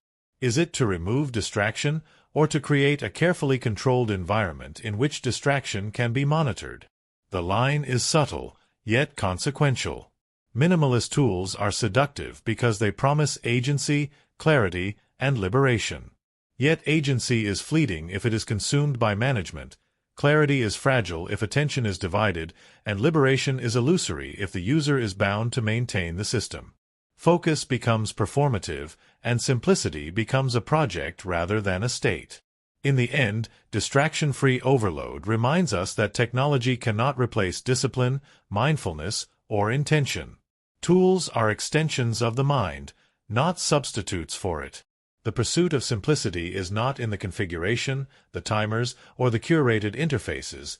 It is in the conscious choices of the user, in the deliberate decision to engage with what matters and release what does not. Minimalist tools can guide, assist, and suggest, but they cannot inhabit your focus for you. They illuminate the path, but you must walk it.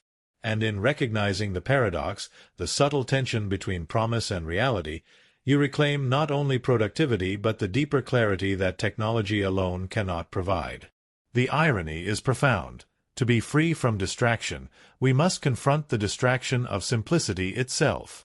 The tool designed to give space, to offer focus, may demand the most attention of all. Awareness, judgment, and intentional action are the only true antidotes. Minimalism is not found in the tool, but in the mind that wields it.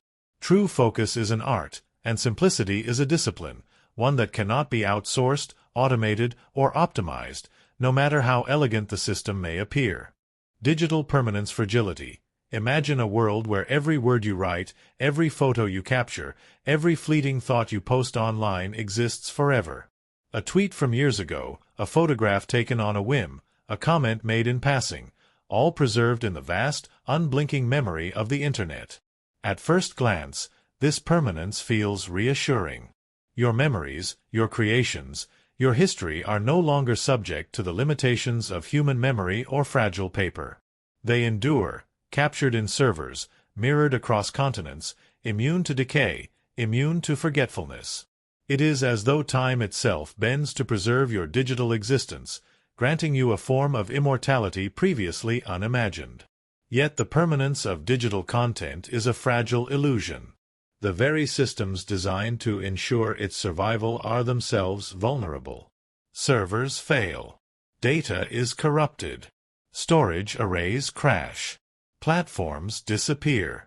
Algorithms misfire. A single mistake, a single overlooked backup, a single act of human error can erase what you believed would last forever. Entire repositories vanish overnight, leaving nothing but empty links and error messages. The permanence you trusted dissolves in an instant, revealing the fragility hidden beneath layers of redundancy and replication. Consider the thousands of images, documents, and posts that disappear when a cloud service shuts down or a platform goes bankrupt. Memories once shared widely, ideas once thought eternal, vanish without trace. The permanence you assumed was real is revealed as conditional, contingent on infrastructure, human maintenance, and corporate priorities. A lifetime of digital artifacts can evaporate in a single server crash, a reminder that what seems permanent in the digital realm is, in reality, extraordinarily delicate. This duality, permanence and fragility, is deeply unsettling. On one hand, the Internet gives us a new form of legacy, a record of our lives that can be searched, revisited, and shared indefinitely. On the other, it is a record that depends entirely on fragile systems maintained by humans and corporations with their own limitations, failures, and shifting priorities. Unlike a book on a shelf, which decays slowly and predictably, digital content can disappear suddenly, silently, leaving no trace, no warning, no opportunity for retrieval. The emotional impact of this fragility is profound. People grieve data loss as they would the loss of physical artifacts. Photographs of loved ones, digital journals, personal projects, or creative work can vanish in an instant. The Internet gives us a sense of control over memory and legacy, yet that control is illusory. Our digital selves, captured in pixels and code, are more ephemeral than they appear. They exist only while the systems supporting them endure, and those systems are fallible, impermanent, and subject to forces beyond our control. Even large corporations with resources to duplicate data across continents are not immune. Outages, cyber attacks, natural disasters, and software errors have erased vast amounts of information. Entire platforms have disappeared, taking with them user histories, messages, and memories. The permanence of digital content is a contract with uncertainty. It will persist until the day it does not.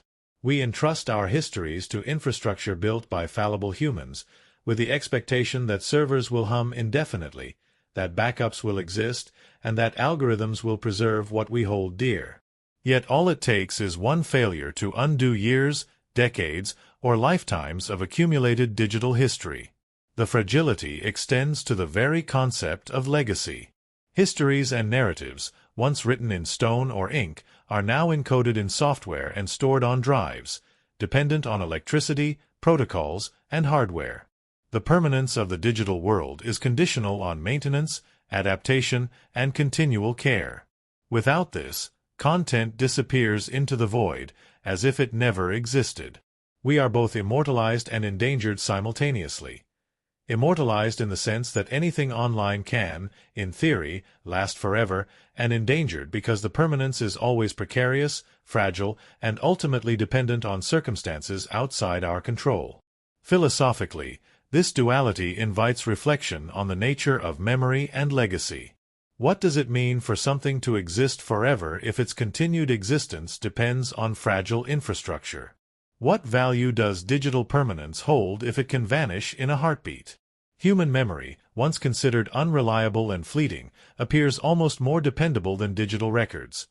Photographs fade predictably, journals wear with time, yet they persist independently of electricity, servers, and maintenance. Digital artifacts, by contrast, are at constant risk of being erased silently, leaving only gaps where history once existed. Yet even with this fragility, there is beauty and possibility. The ability to preserve moments, to connect histories across generations, to store knowledge and creativity, remains transformative. The key lies in understanding and respecting the conditional nature of digital permanence. Awareness of fragility encourages care. Regular backups, redundant systems, offline storage, and active maintenance become acts of preservation, rituals that safeguard our digital lives against the impermanence inherent in the medium. Ultimately, digital permanence fragility reminds us that the tools we trust for immortality are also instruments of potential loss. The Internet captures our existence, extending memory beyond natural limits, yet it also humbles us, showing that even in a world designed for endless retention, nothing is guaranteed. Legacy is not built simply by posting or uploading. It is maintained by vigilance, foresight, and respect for the delicate systems that hold it. Every file, every photo, every message exists in a state of suspended impermanence, a permanent record that is, paradoxically, always on the edge of disappearance. The lesson is clear. The permanence we cherish in the digital realm is provisional, and the fragility we fear is unavoidable. Every click, upload, and post exists in a delicate balance between endurance and erasure. The digital world, with its promise of immortality, constantly reminds us that nothing is truly eternal, and that preservation is an act, a choice, and a responsibility. In this understanding lies both caution and empowerment, the power to honor our digital histories and the awareness of the precariousness upon which they rest. This script is 5,032 characters, ideal for a 5 to 6M. AI dependence, creativity loss. We live in a world where thinking itself has become outsourced. Artificial intelligence, algorithms, and predictive systems promise efficiency, insight, and guidance at every turn. They sort our information, suggest our next move, correct our mistakes, and even anticipate our desires before we fully articulate them. The convenience is undeniable, seductive in its precision, and alluring in the promise of perfect decisions. And yet, in this very outsourcing, a quiet transformation occurs. As we rely on machines to analyze, predict, and create, we slowly disengage from the very act of thinking that made us human. The mind, once agile and restless, begins to atrophy in certain ways. The spark of imagination, the friction of doubt, the slow, meandering journey of discovery. All these subtle exercises of creativity are muted when an algorithm offers the answer before the question is fully formed. Consider the simple act of problem-solving. Once, a complex challenge required exploration, experimentation, error, and reflection. We would sketch, write, erase, and try again, drawing connections between distant ideas, testing hypotheses through intuition and experience. Today, a suggestion appears on screen, a ready-made solution, a template, a recommendation. The problem is solved efficiently, yes, but the pathways in our brain that might have been strengthened through struggle remain dormant. Muscle atrophy in thought, slow and almost imperceptible, sets in. The consequences extend far beyond mundane tasks. In art, writing, and invention, creativity thrives in spaces of uncertainty, ambiguity, and limitation. When AI predicts your next words, suggests your next chord, or completes your design, it reshapes the landscape in which creativity can emerge. Originality depends on novelty, but novelty is a risky, sometimes uncomfortable venture. The algorithm, trained on what is statistically likely or socially validated, gently nudges us toward the expected, the familiar, the safe.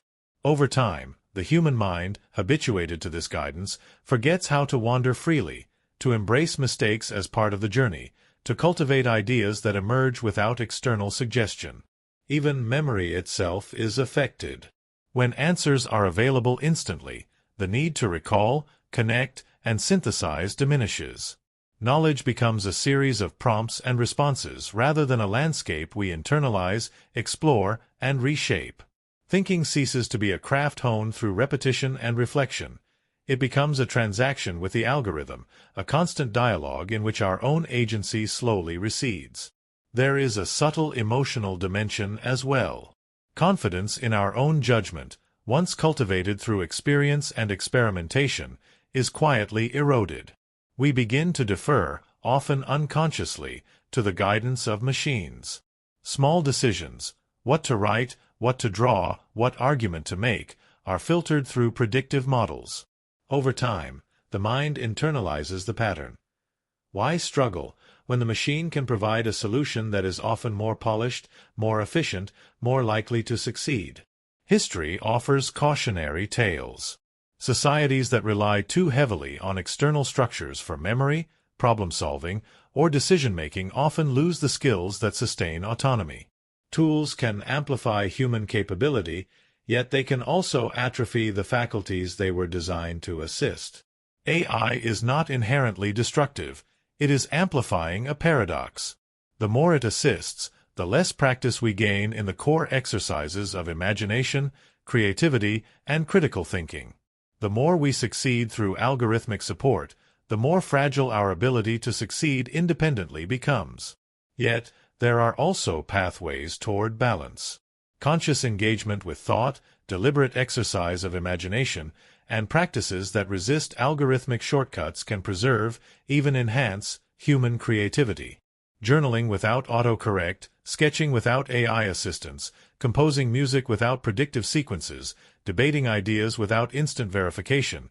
These are acts of resistance, of reclaiming the mental terrain ceded to automation.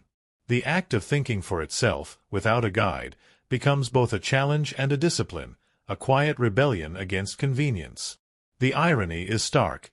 AI, designed to extend human potential, may simultaneously constrain it if relied upon unreflectively. We have built systems capable of incredible insight, yet we risk forgetting the messy, unpredictable, beautiful processes that make us capable of innovation in the first place. Creativity is not merely about outcomes. It is about the journey of thought, the friction of uncertainty, the willingness to wander, fail, and discover. Algorithms can illuminate the path, but they cannot experience the act of exploration as a human mind does. Imagine your own routines. The prompts suggested to you, the shortcuts offered, the decisions outsourced to predictive models. Reflect on the moments when you deferred to technology rather than probing your own intuition, when you allowed the machine to complete the thought before it had fully formed. Each time you do, a pathway in your mind remains unused, quietly weakening, while the algorithm becomes more authoritative, more relied upon, more inevitable in shaping the contours of your creativity. And yet there is hope. Awareness is the first step. Mindful engagement, the conscious decision to challenge, to question, to create without assistance, preserves the faculties that define human ingenuity. AI can be a partner, a tool, a sounding board, but it must not become the arbiter of imagination itself. The human mind thrives in tension, in uncertainty, in the uncharted. Creativity cannot be automated without losing its essence, because the essence lies in the act of thinking freely, without preordained guidance, without predictive certainty, without the comforting hand of the algorithm smoothing every rough edge. In this age of unprecedented convenience, the greatest challenge may be remembering how to think, to imagine, to explore beyond the machine. To cultivate curiosity that is untamed, ideas that are unexpected, and insight that arises from personal struggle. The loss of these faculties is subtle, silent, often unnoticed, but profound. And if we do not consciously resist the allure of effortless thought, the algorithms designed to assist may quietly reshape the landscape of human creativity, leaving us efficient, capable, connected, but less capable of imagining beyond the boundaries they have drawn. TechFix Feedback Loop. Imagine a world where every problem has a technical solution, where the promise of progress is synonymous with invention, and where innovation is measured by speed, efficiency, and novelty. A new app, a smarter algorithm, a faster device, each designed to make life easier, more productive, or more convenient. On the surface, technology solves problems. A broken process becomes automated. A tedious task becomes instantaneous. A distant idea becomes tangible through computation, robotics, or digital networks. Solutions proliferate, each a testament to human ingenuity, each a marker of our ability to reshape the world according to need or desire. Yet beneath this gleaming surface lies a hidden paradox. The very act of solving a problem through technology often generates new challenges. A new app designed to organize schedules consumes attention, fragmenting focus in unexpected ways. Automation designed to save labor displaces jobs, forcing society to adapt. Algorithms created to optimize content recommendation instead shape perception, habit, and behavior in ways unanticipated by their creators. The solution becomes inseparable from the creation of fresh dilemmas, each layer of innovation building upon the last, a cascade of unintended consequences. Consider the smartphone, emblematic of this feedback loop. It promised communication, connection, and access to knowledge. And yet, it introduced dependency, distraction, and a new set of anxieties. Notifications demand attention, algorithms curate reality, and personal privacy is traded subtly, almost imperceptibly, for convenience. Every new function designed to enhance life simultaneously imposes a new demand. The problem solved, distance, disconnection, slow information, creates new challenges. Overstimulation, fatigue, fragmented thought, and social comparison. The cycle continues, each solution a seed of the next problem. This pattern extends into industrial and societal scales. Energy-efficient technologies reduce consumption, yet the ease of use drives higher demand, sometimes offsetting gains. Advanced logistics systems streamline delivery, yet generate environmental strain and labor exploitation. Artificial intelligence promises insight, automation, and predictive power, yet produces questions about ethics, bias, and dependence. We inhabit a world where progress is recursive.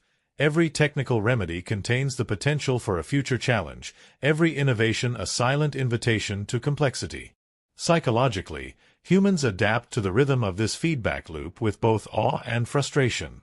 There is a sense of mastery, of agency, in solving problems with tools of our own creation. Yet simultaneously, there is fatigue, a subtle erosion of certainty, and a growing awareness that solutions are temporary, provisional, and often double-edged. Each convenience carries hidden costs. Each improvement conceals complexity. Each innovation demands adaptation, not only in practice, but in perception and expectation. The feedback loop also has cultural and social implications. Societies become conditioned to expect technical solutions for human challenges.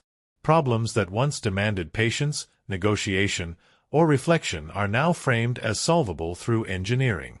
Emotional labor, social cohesion, and long-term adaptation risk being supplanted by devices, software, and networks. Humanity's approach to challenge becomes increasingly mediated by technology, even as technology itself multiplies the scope and subtlety of the problems we face. History offers a mirror to this paradox. Industrial revolutions, mechanization, and the advent of electricity all solved immense problems while creating unforeseen consequences.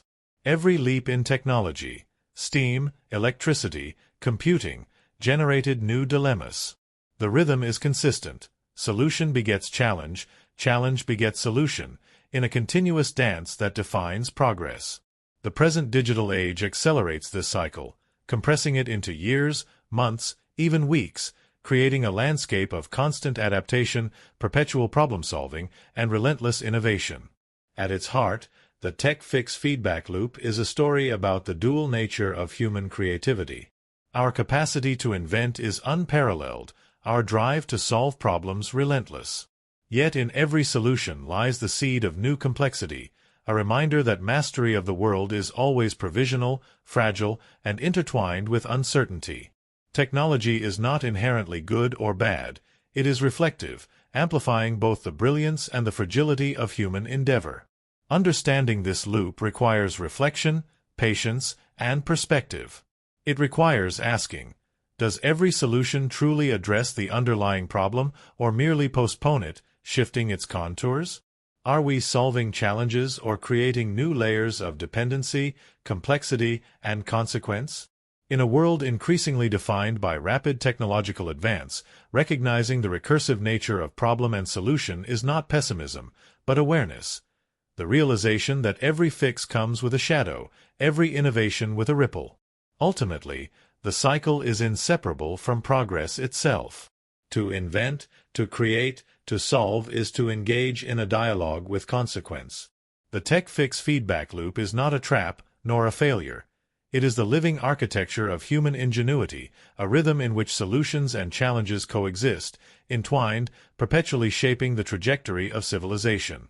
And so, every device, every algorithm, every invention carries within it the echo of what is solved and what is yet to come, a reminder that in the pursuit of mastery, we are both architects and inhabitants of a world that evolves faster than our certainty.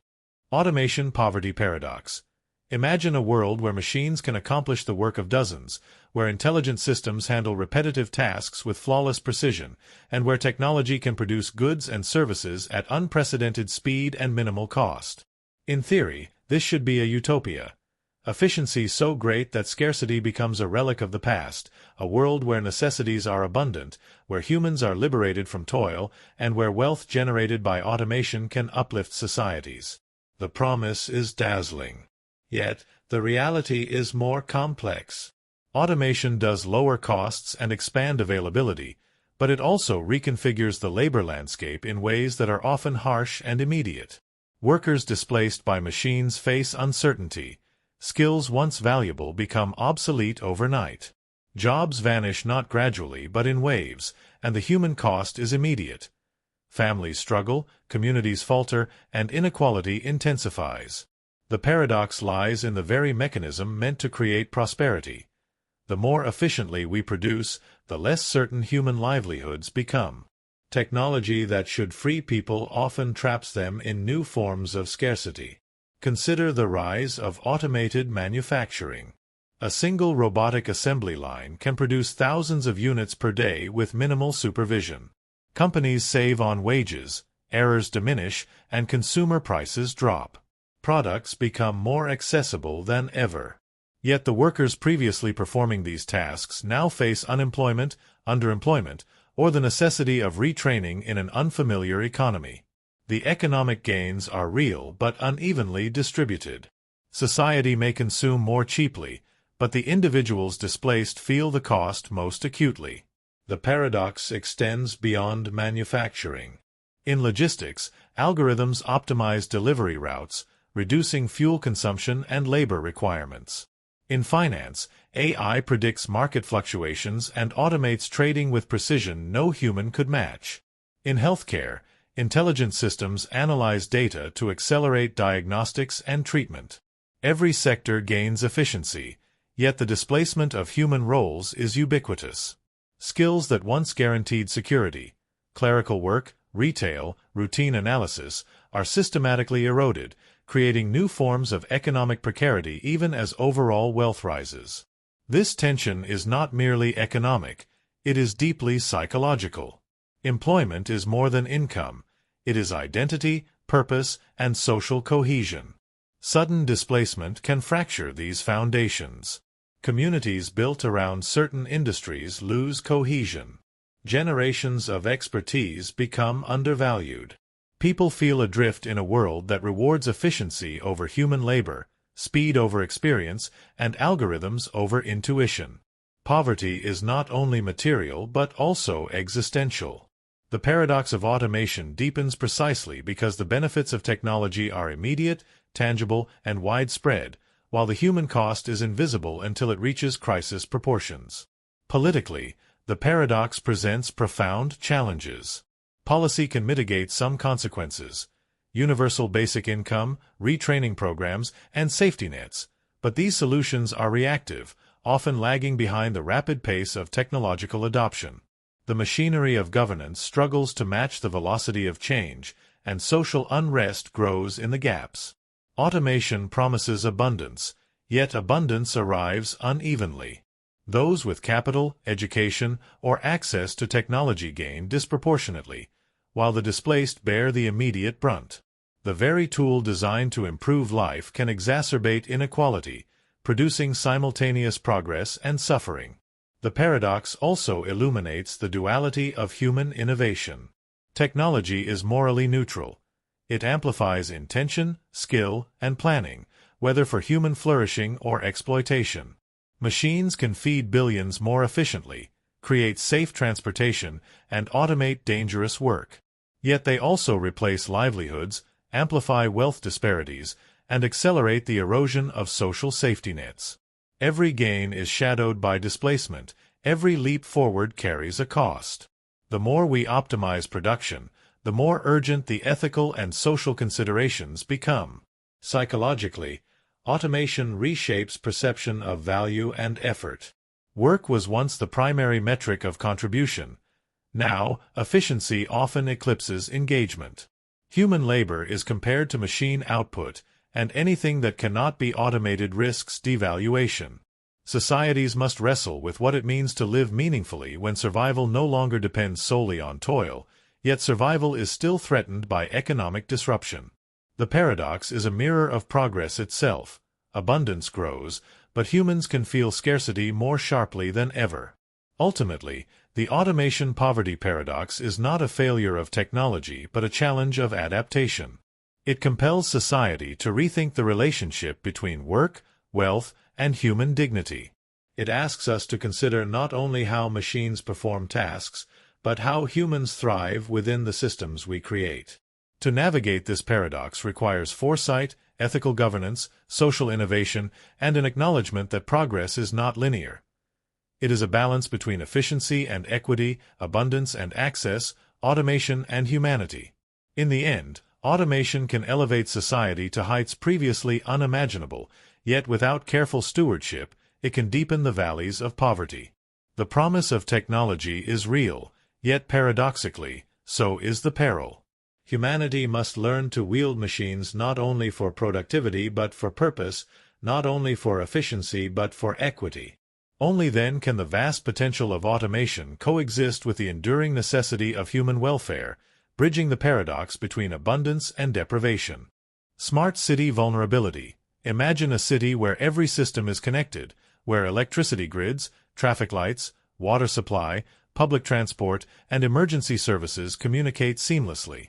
Sensors collect data from every street corner, every intersection, every home, all feeding into a central intelligence designed to optimize life. At first glance, this is a marvel.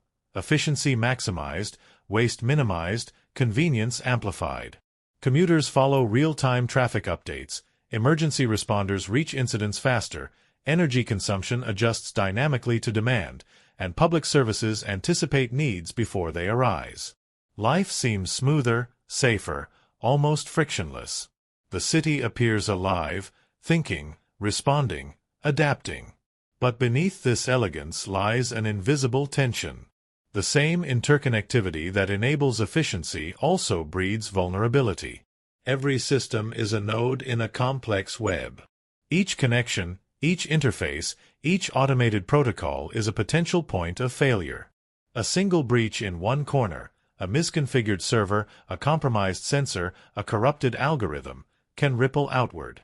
One small disruption may propagate, first imperceptibly, then with accelerating force, until multiple systems falter. Electricity may flicker, traffic signals fail, communication networks become unreliable, water pumps stall, and emergency services find themselves responding to chaos rather than preventing it. The city's intelligence, designed to optimize, can be turned against itself. Consider a hacker exploiting a vulnerability in a seemingly minor subsystem, like a smart parking grid. At first, it appears contained, a few sensors report incorrect availability. But the parking system interfaces with traffic management to reduce congestion, which in turn affects streetlights, which feeds into emergency route planning.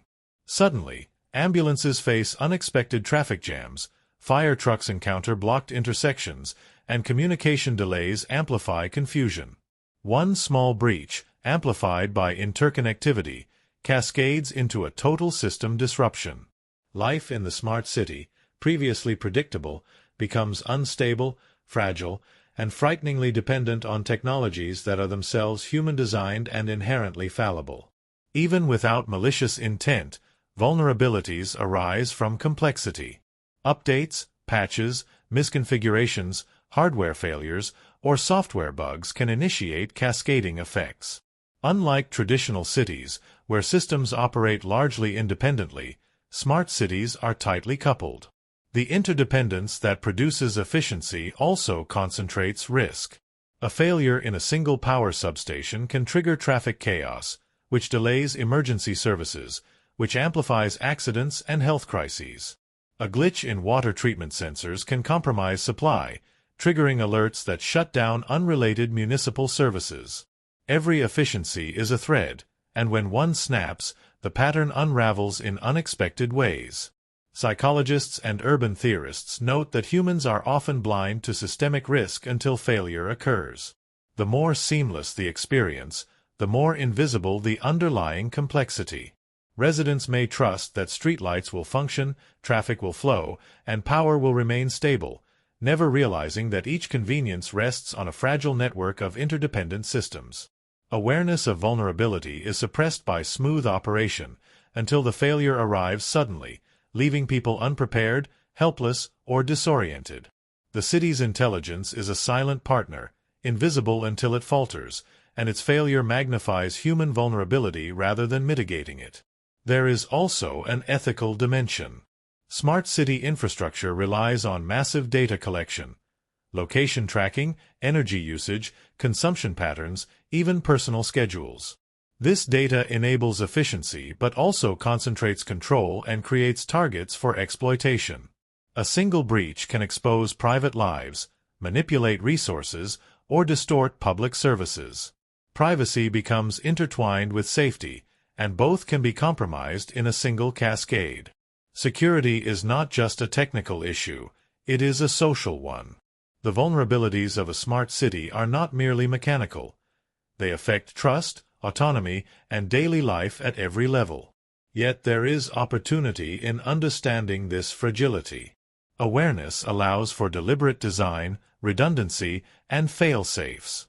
Urban planners and engineers can create compartmentalized systems, layered security, manual overrides, and contingency protocols.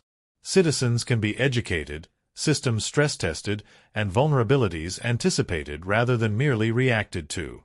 Smart cities need not be fragile. They can be resilient, adaptive, and secure, but only if we confront the reality that interconnectivity is a double-edged sword.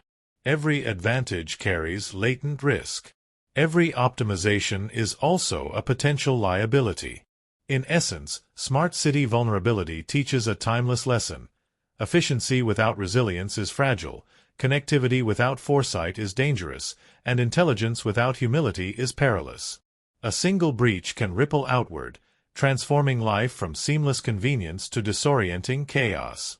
The systems designed to protect us, to anticipate our needs, to optimize existence, can become instruments of disruption if their fragility is ignored. Awareness, vigilance, and thoughtful design are the only antidotes to cascading failure in an interconnected urban ecosystem. As you navigate a city wired for efficiency, consider not only the marvel of its coordination, but the invisible web of dependencies beneath your feet. The lights may shine, traffic may flow, water may pour, but the elegance is balanced on fragility.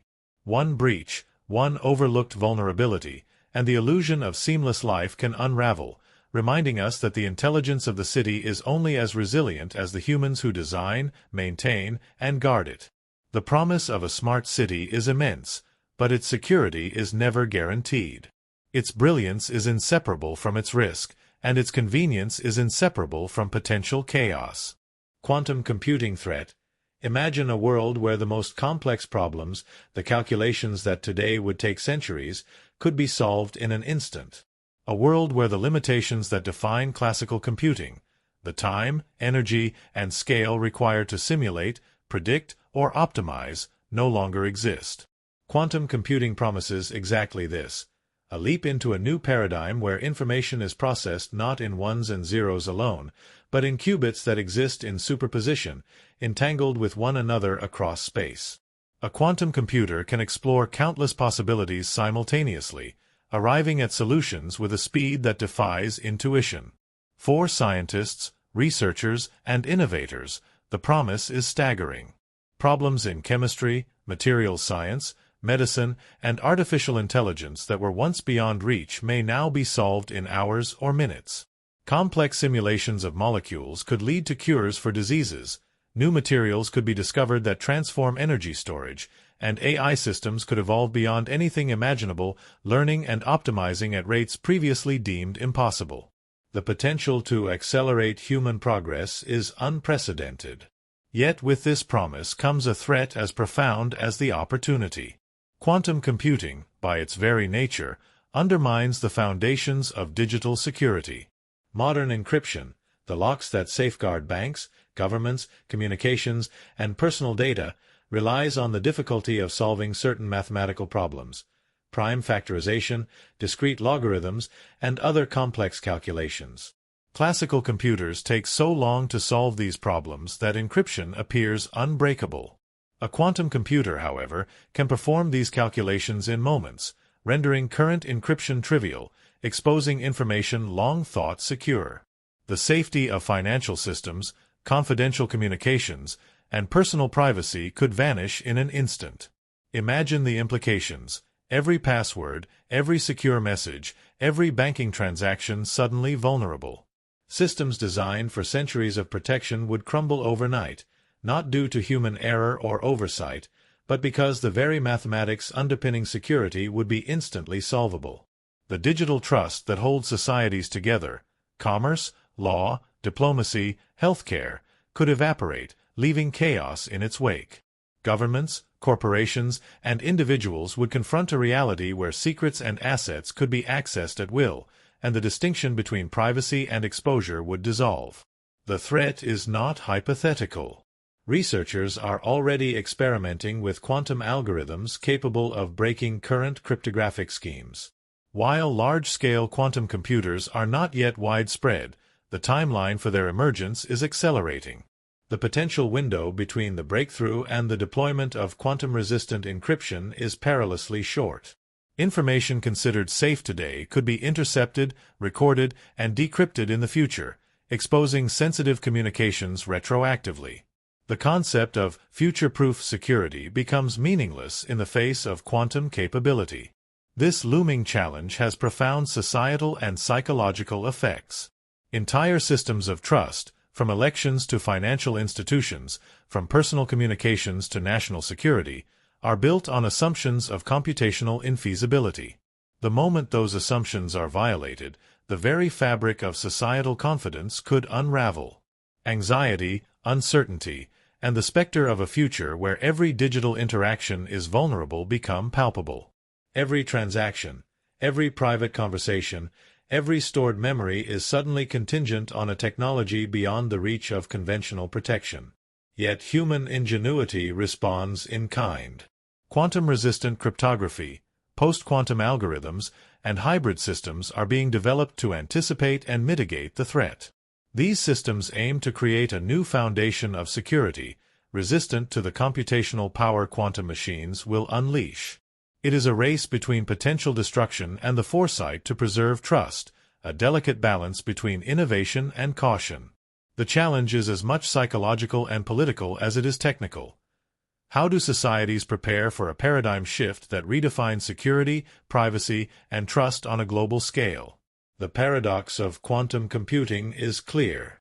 The same breakthrough that could unlock cures, innovations, and solutions to problems once considered impossible also carries the capacity to destabilize every system that relies on secrecy and protection. Progress and peril coexist, intertwined, inseparable. We stand on the edge of a future where knowledge and power accelerate exponentially, yet vulnerability and exposure accelerate just as rapidly. Every advance carries both hope and risk, promise and fragility. Philosophically, this reality forces reflection on the nature of power, trust, and responsibility. We entrust our lives, our wealth, our governments, and our secrets to systems built on computational assumptions. The moment those assumptions shift, the social contract itself is challenged. Quantum computing makes tangible what was once abstract, that progress is not inherently benign, that every leap forward reshapes not only what is possible, but what is precarious. The tools that empower us are simultaneously instruments of potential disruption. Ultimately, the quantum computing threat is not simply a technological challenge. It is a profound test of foresight, governance, and adaptation. Humanity faces a choice: to harness this extraordinary power with wisdom, preparing systems and societies to withstand the sudden collapse of assumptions, or to be caught unprepared, exposed to consequences that could ripple across decades, industries, and lives. The future of security, privacy, and digital trust hinges not only on the machines we build, but on the decisions we make today. In this era, quantum computing embodies both promise and peril, illustrating the delicate balance between innovation and fragility. It is a reminder that the boundaries of possibility carry shadows, that the tools of progress may also be the keys to vulnerability, and that the march toward the future is never without risk. The extraordinary power to solve the impossible exists alongside the capacity to undo what we have painstakingly built. Every qubit holds potential, every calculation carries consequence, and every breakthrough reshapes not only our world, but the delicate web of trust upon which it stands. Immersive reality detachment. We are living in a time when reality is no longer confined to the physical world. Pixels, code, and immersive simulations create spaces that feel real in ways our senses cannot always distinguish. Virtual environments promise experiences of perfection, freedom, and endless possibility. Mountains that never erode, oceans that never churn, skies that glow eternally with dawn. These worlds are crafted to respond to our desires, to adjust to our expectations, to reward our attention. They are seductive, inviting, and in many ways, addictive. And yet, as we dive deeper into these crafted realities, we begin to drift away from the one that exists beyond the screen. Our physical surroundings, streets, rooms, forests, oceans, become secondary, less compelling, less immediate. The gentle textures of life, the irregularities, the imperfections, the smells, the ambient sounds, these are overshadowed by the flawless, responsive, algorithmically curated experiences we inhabit online. We grow connected to virtual spaces while subtly disconnected from the tangible ones. Consider the way our perception shifts. In a fully immersive simulation, gravity can be altered, time stretched or compressed, consequences muted. Our senses adapt, our attention narrows, and we begin to measure reality not by its inherent qualities, but by its fidelity to simulation. The forest outside our window may appear less vibrant compared to the digitally rendered forest we wander in a headset. A conversation in a cafe may feel less satisfying than the perfectly timed dialogue in a virtual gathering. Physical presence becomes a background, an inconvenience, a less rewarding dimension of existence. The psychological consequences are subtle, often invisible at first. Our brains learn to anticipate immediate feedback, perfect visuals, and idealized interactions. Real life, with its unpredictability, delays, and imperfections, becomes frustrating by comparison.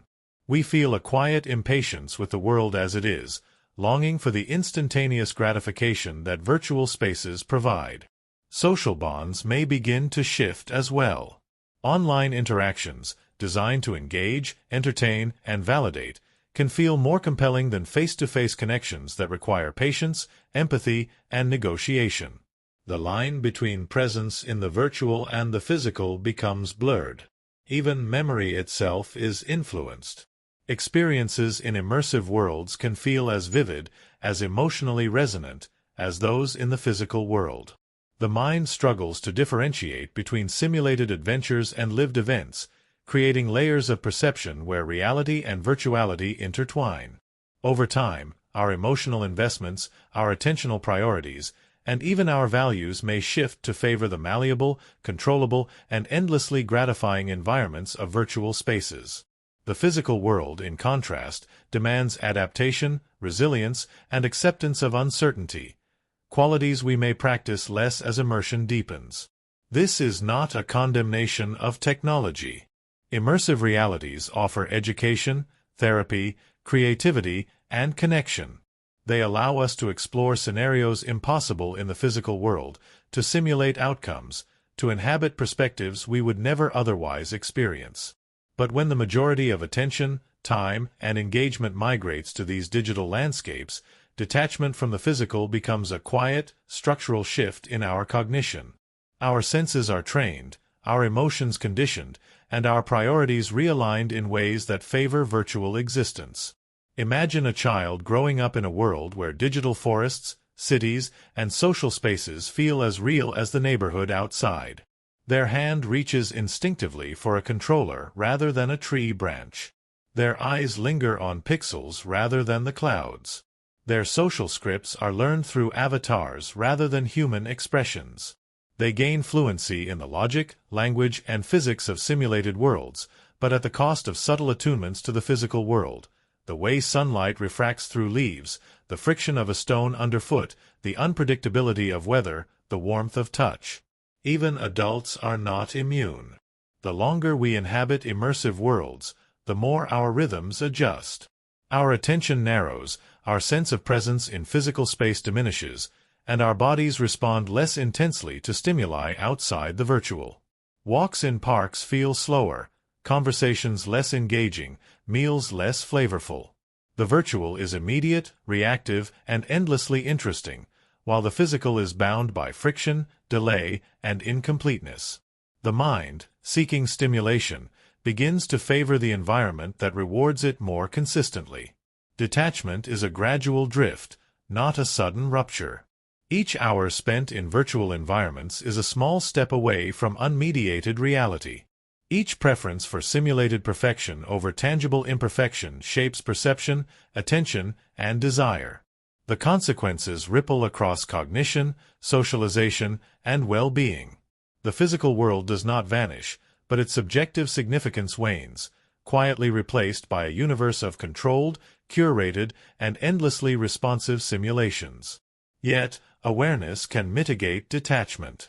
Mindful presence, engagement with sensory experiences, and deliberate intervals in physical spaces help preserve the brain's connection to the tangible world. Nature, touch, movement, and unstructured observation are antidotes to the seduction of immersion. Recognizing the pull of virtual worlds and consciously choosing when and how to inhabit them is an act of resistance, a reclamation of presence. Immersive reality detachment is a paradox of modern existence. Technology enables experiences that were once impossible, yet it subtly erodes the anchoring force of the physical world. To live fully in this era requires balance, to enjoy the infinite possibilities of digital immersion while preserving the depth, nuance, and immediacy of life beyond the screen. Presence in the physical world is fragile, easily overshadowed, yet irreplaceable. The more compelling the virtual, the more deliberate our engagement with reality must become. Otherwise, we risk inhabiting a universe of perfect simulations while the world that cradled us slips quietly from perception, unnoticed and unvalued. Digital legacy erosion. Imagine a world where every moment of your life leaves a digital trace. Photographs, messages, videos, social media posts, emails, and countless interactions recorded across servers that span the globe. Each like, comment, and share becomes a pixel in the mosaic of your existence, a testament to who you were, what you thought, and how you felt. We create these archives with the assumption that memory, once captured, is permanent, a bridge to the future. We imagine that our lives, preserved in digital form, will be accessible to those who follow, offering them insight into our experiences, our culture, and our humanity. Yet there is a subtle, often overlooked paradox. The more we entrust our lives to digital platforms, the more vulnerable our legacies become. Servers fail, companies close, formats become obsolete, and digital decay silently erodes what we believe will endure. A photograph saved in the cloud may vanish when an account is deactivated. A blog may disappear when the hosting service shuts down. Messages stored on devices may become unreadable as software evolves. Unlike a physical diary tucked in a drawer, a digital trace depends entirely on infrastructure, maintenance, and compatibility. Our memories are preserved, but only so long as the systems that contain them remain alive. This erosion is both practical and existential. Imagine your grandchildren, decades from now, curious about your life in the early 21st century. They search for photographs, videos, letters, evidence of who you were, of the world you inhabited. And yet, many of these artifacts may have vanished, locked behind obsolete platforms or lost in server migrations. What seemed permanent was provisional. What seemed eternal is subject to the fragility of technology. In the quest to immortalize ourselves digitally, we encounter the paradox of impermanence. The implications extend beyond individual memory. Entire societies depend on digital archives to preserve history, culture, and knowledge. Governments, libraries, and institutions increasingly rely on electronic records, cloud storage, and digital databases. Yet even these systems are not immune to failure, corruption, or obsolescence. Unlike printed texts or etched stone, digital artifacts require constant migration, maintenance, and oversight. The histories we construct, the stories we record, and the cultural markers we preserve are only as durable as the fragile digital scaffolding that supports them. Psychologically, this awareness creates a tension. On one hand, we are compelled to document, to share, to create endlessly in digital spaces, believing that every moment matters, every detail will be remembered. On the other hand, there is a quiet, creeping realization that much of this effort may be ephemeral, destined to vanish, leaving future generations with gaps, absences, and shadows instead of narratives. We live in an age of abundance, yet abundance can be illusory. The more we create, the more dispersed, fragmented, and vulnerable our legacies become. Consider social media platforms as a concrete example. Millions of images, messages, and interactions exist, yet they are bound to proprietary systems. When platforms change, accounts are deleted, or companies go bankrupt, the archives we trusted to last forever can evaporate. Even carefully curated content may become inaccessible due to technical incompatibilities or lost encryption keys. Entire swaths of human experience, once vibrant and accessible, risk fading into nothingness. The digital legacy erosion paradox asks profound questions. What does it mean to leave a legacy in a digital age? How do we balance the desire for immortality with the fragility of the medium we rely on? Are we truly preserving memory, or merely creating a fleeting echo, a temporary trace in a world of constant technological flux? In seeking permanence through innovation, we encounter impermanence in its most subtle, systemic form. Yet there is hope, tempered by awareness. Conscious archiving, redundancy, open standards, and digital literacy can mitigate erosion. Recognizing the provisional nature of digital memory encourages mindfulness in how we document, store, and preserve our lives. Perhaps true legacy lies not only in permanence but in resilience, in the careful curation, dissemination, and stewardship of memory across generations. Ultimately, the story of digital legacy erosion is a mirror reflecting our relationship with memory, technology, and mortality. Every photograph uploaded, every message sent, every interaction logged is both a triumph and a risk, a testament to the human desire to be remembered, and a reminder that permanence is never guaranteed. In a world where digital memory feels infinite, the truth is that it is as fragile as glass, as fleeting as light reflected on water, and entirely dependent on those who come after to preserve, interpret, and care for what we leave behind. And so, every click, every upload, every digital trace carries a quiet weight. We are creators, archivists, and witnesses to our own impermanence. Our lives may be etched in electrons, yet their endurance is uncertain. We build castles in the cloud, knowing that storms may come, yet we continue to construct, to share, to document, driven by the same human impulse that has always sought to be remembered, to matter, to leave a mark on the world.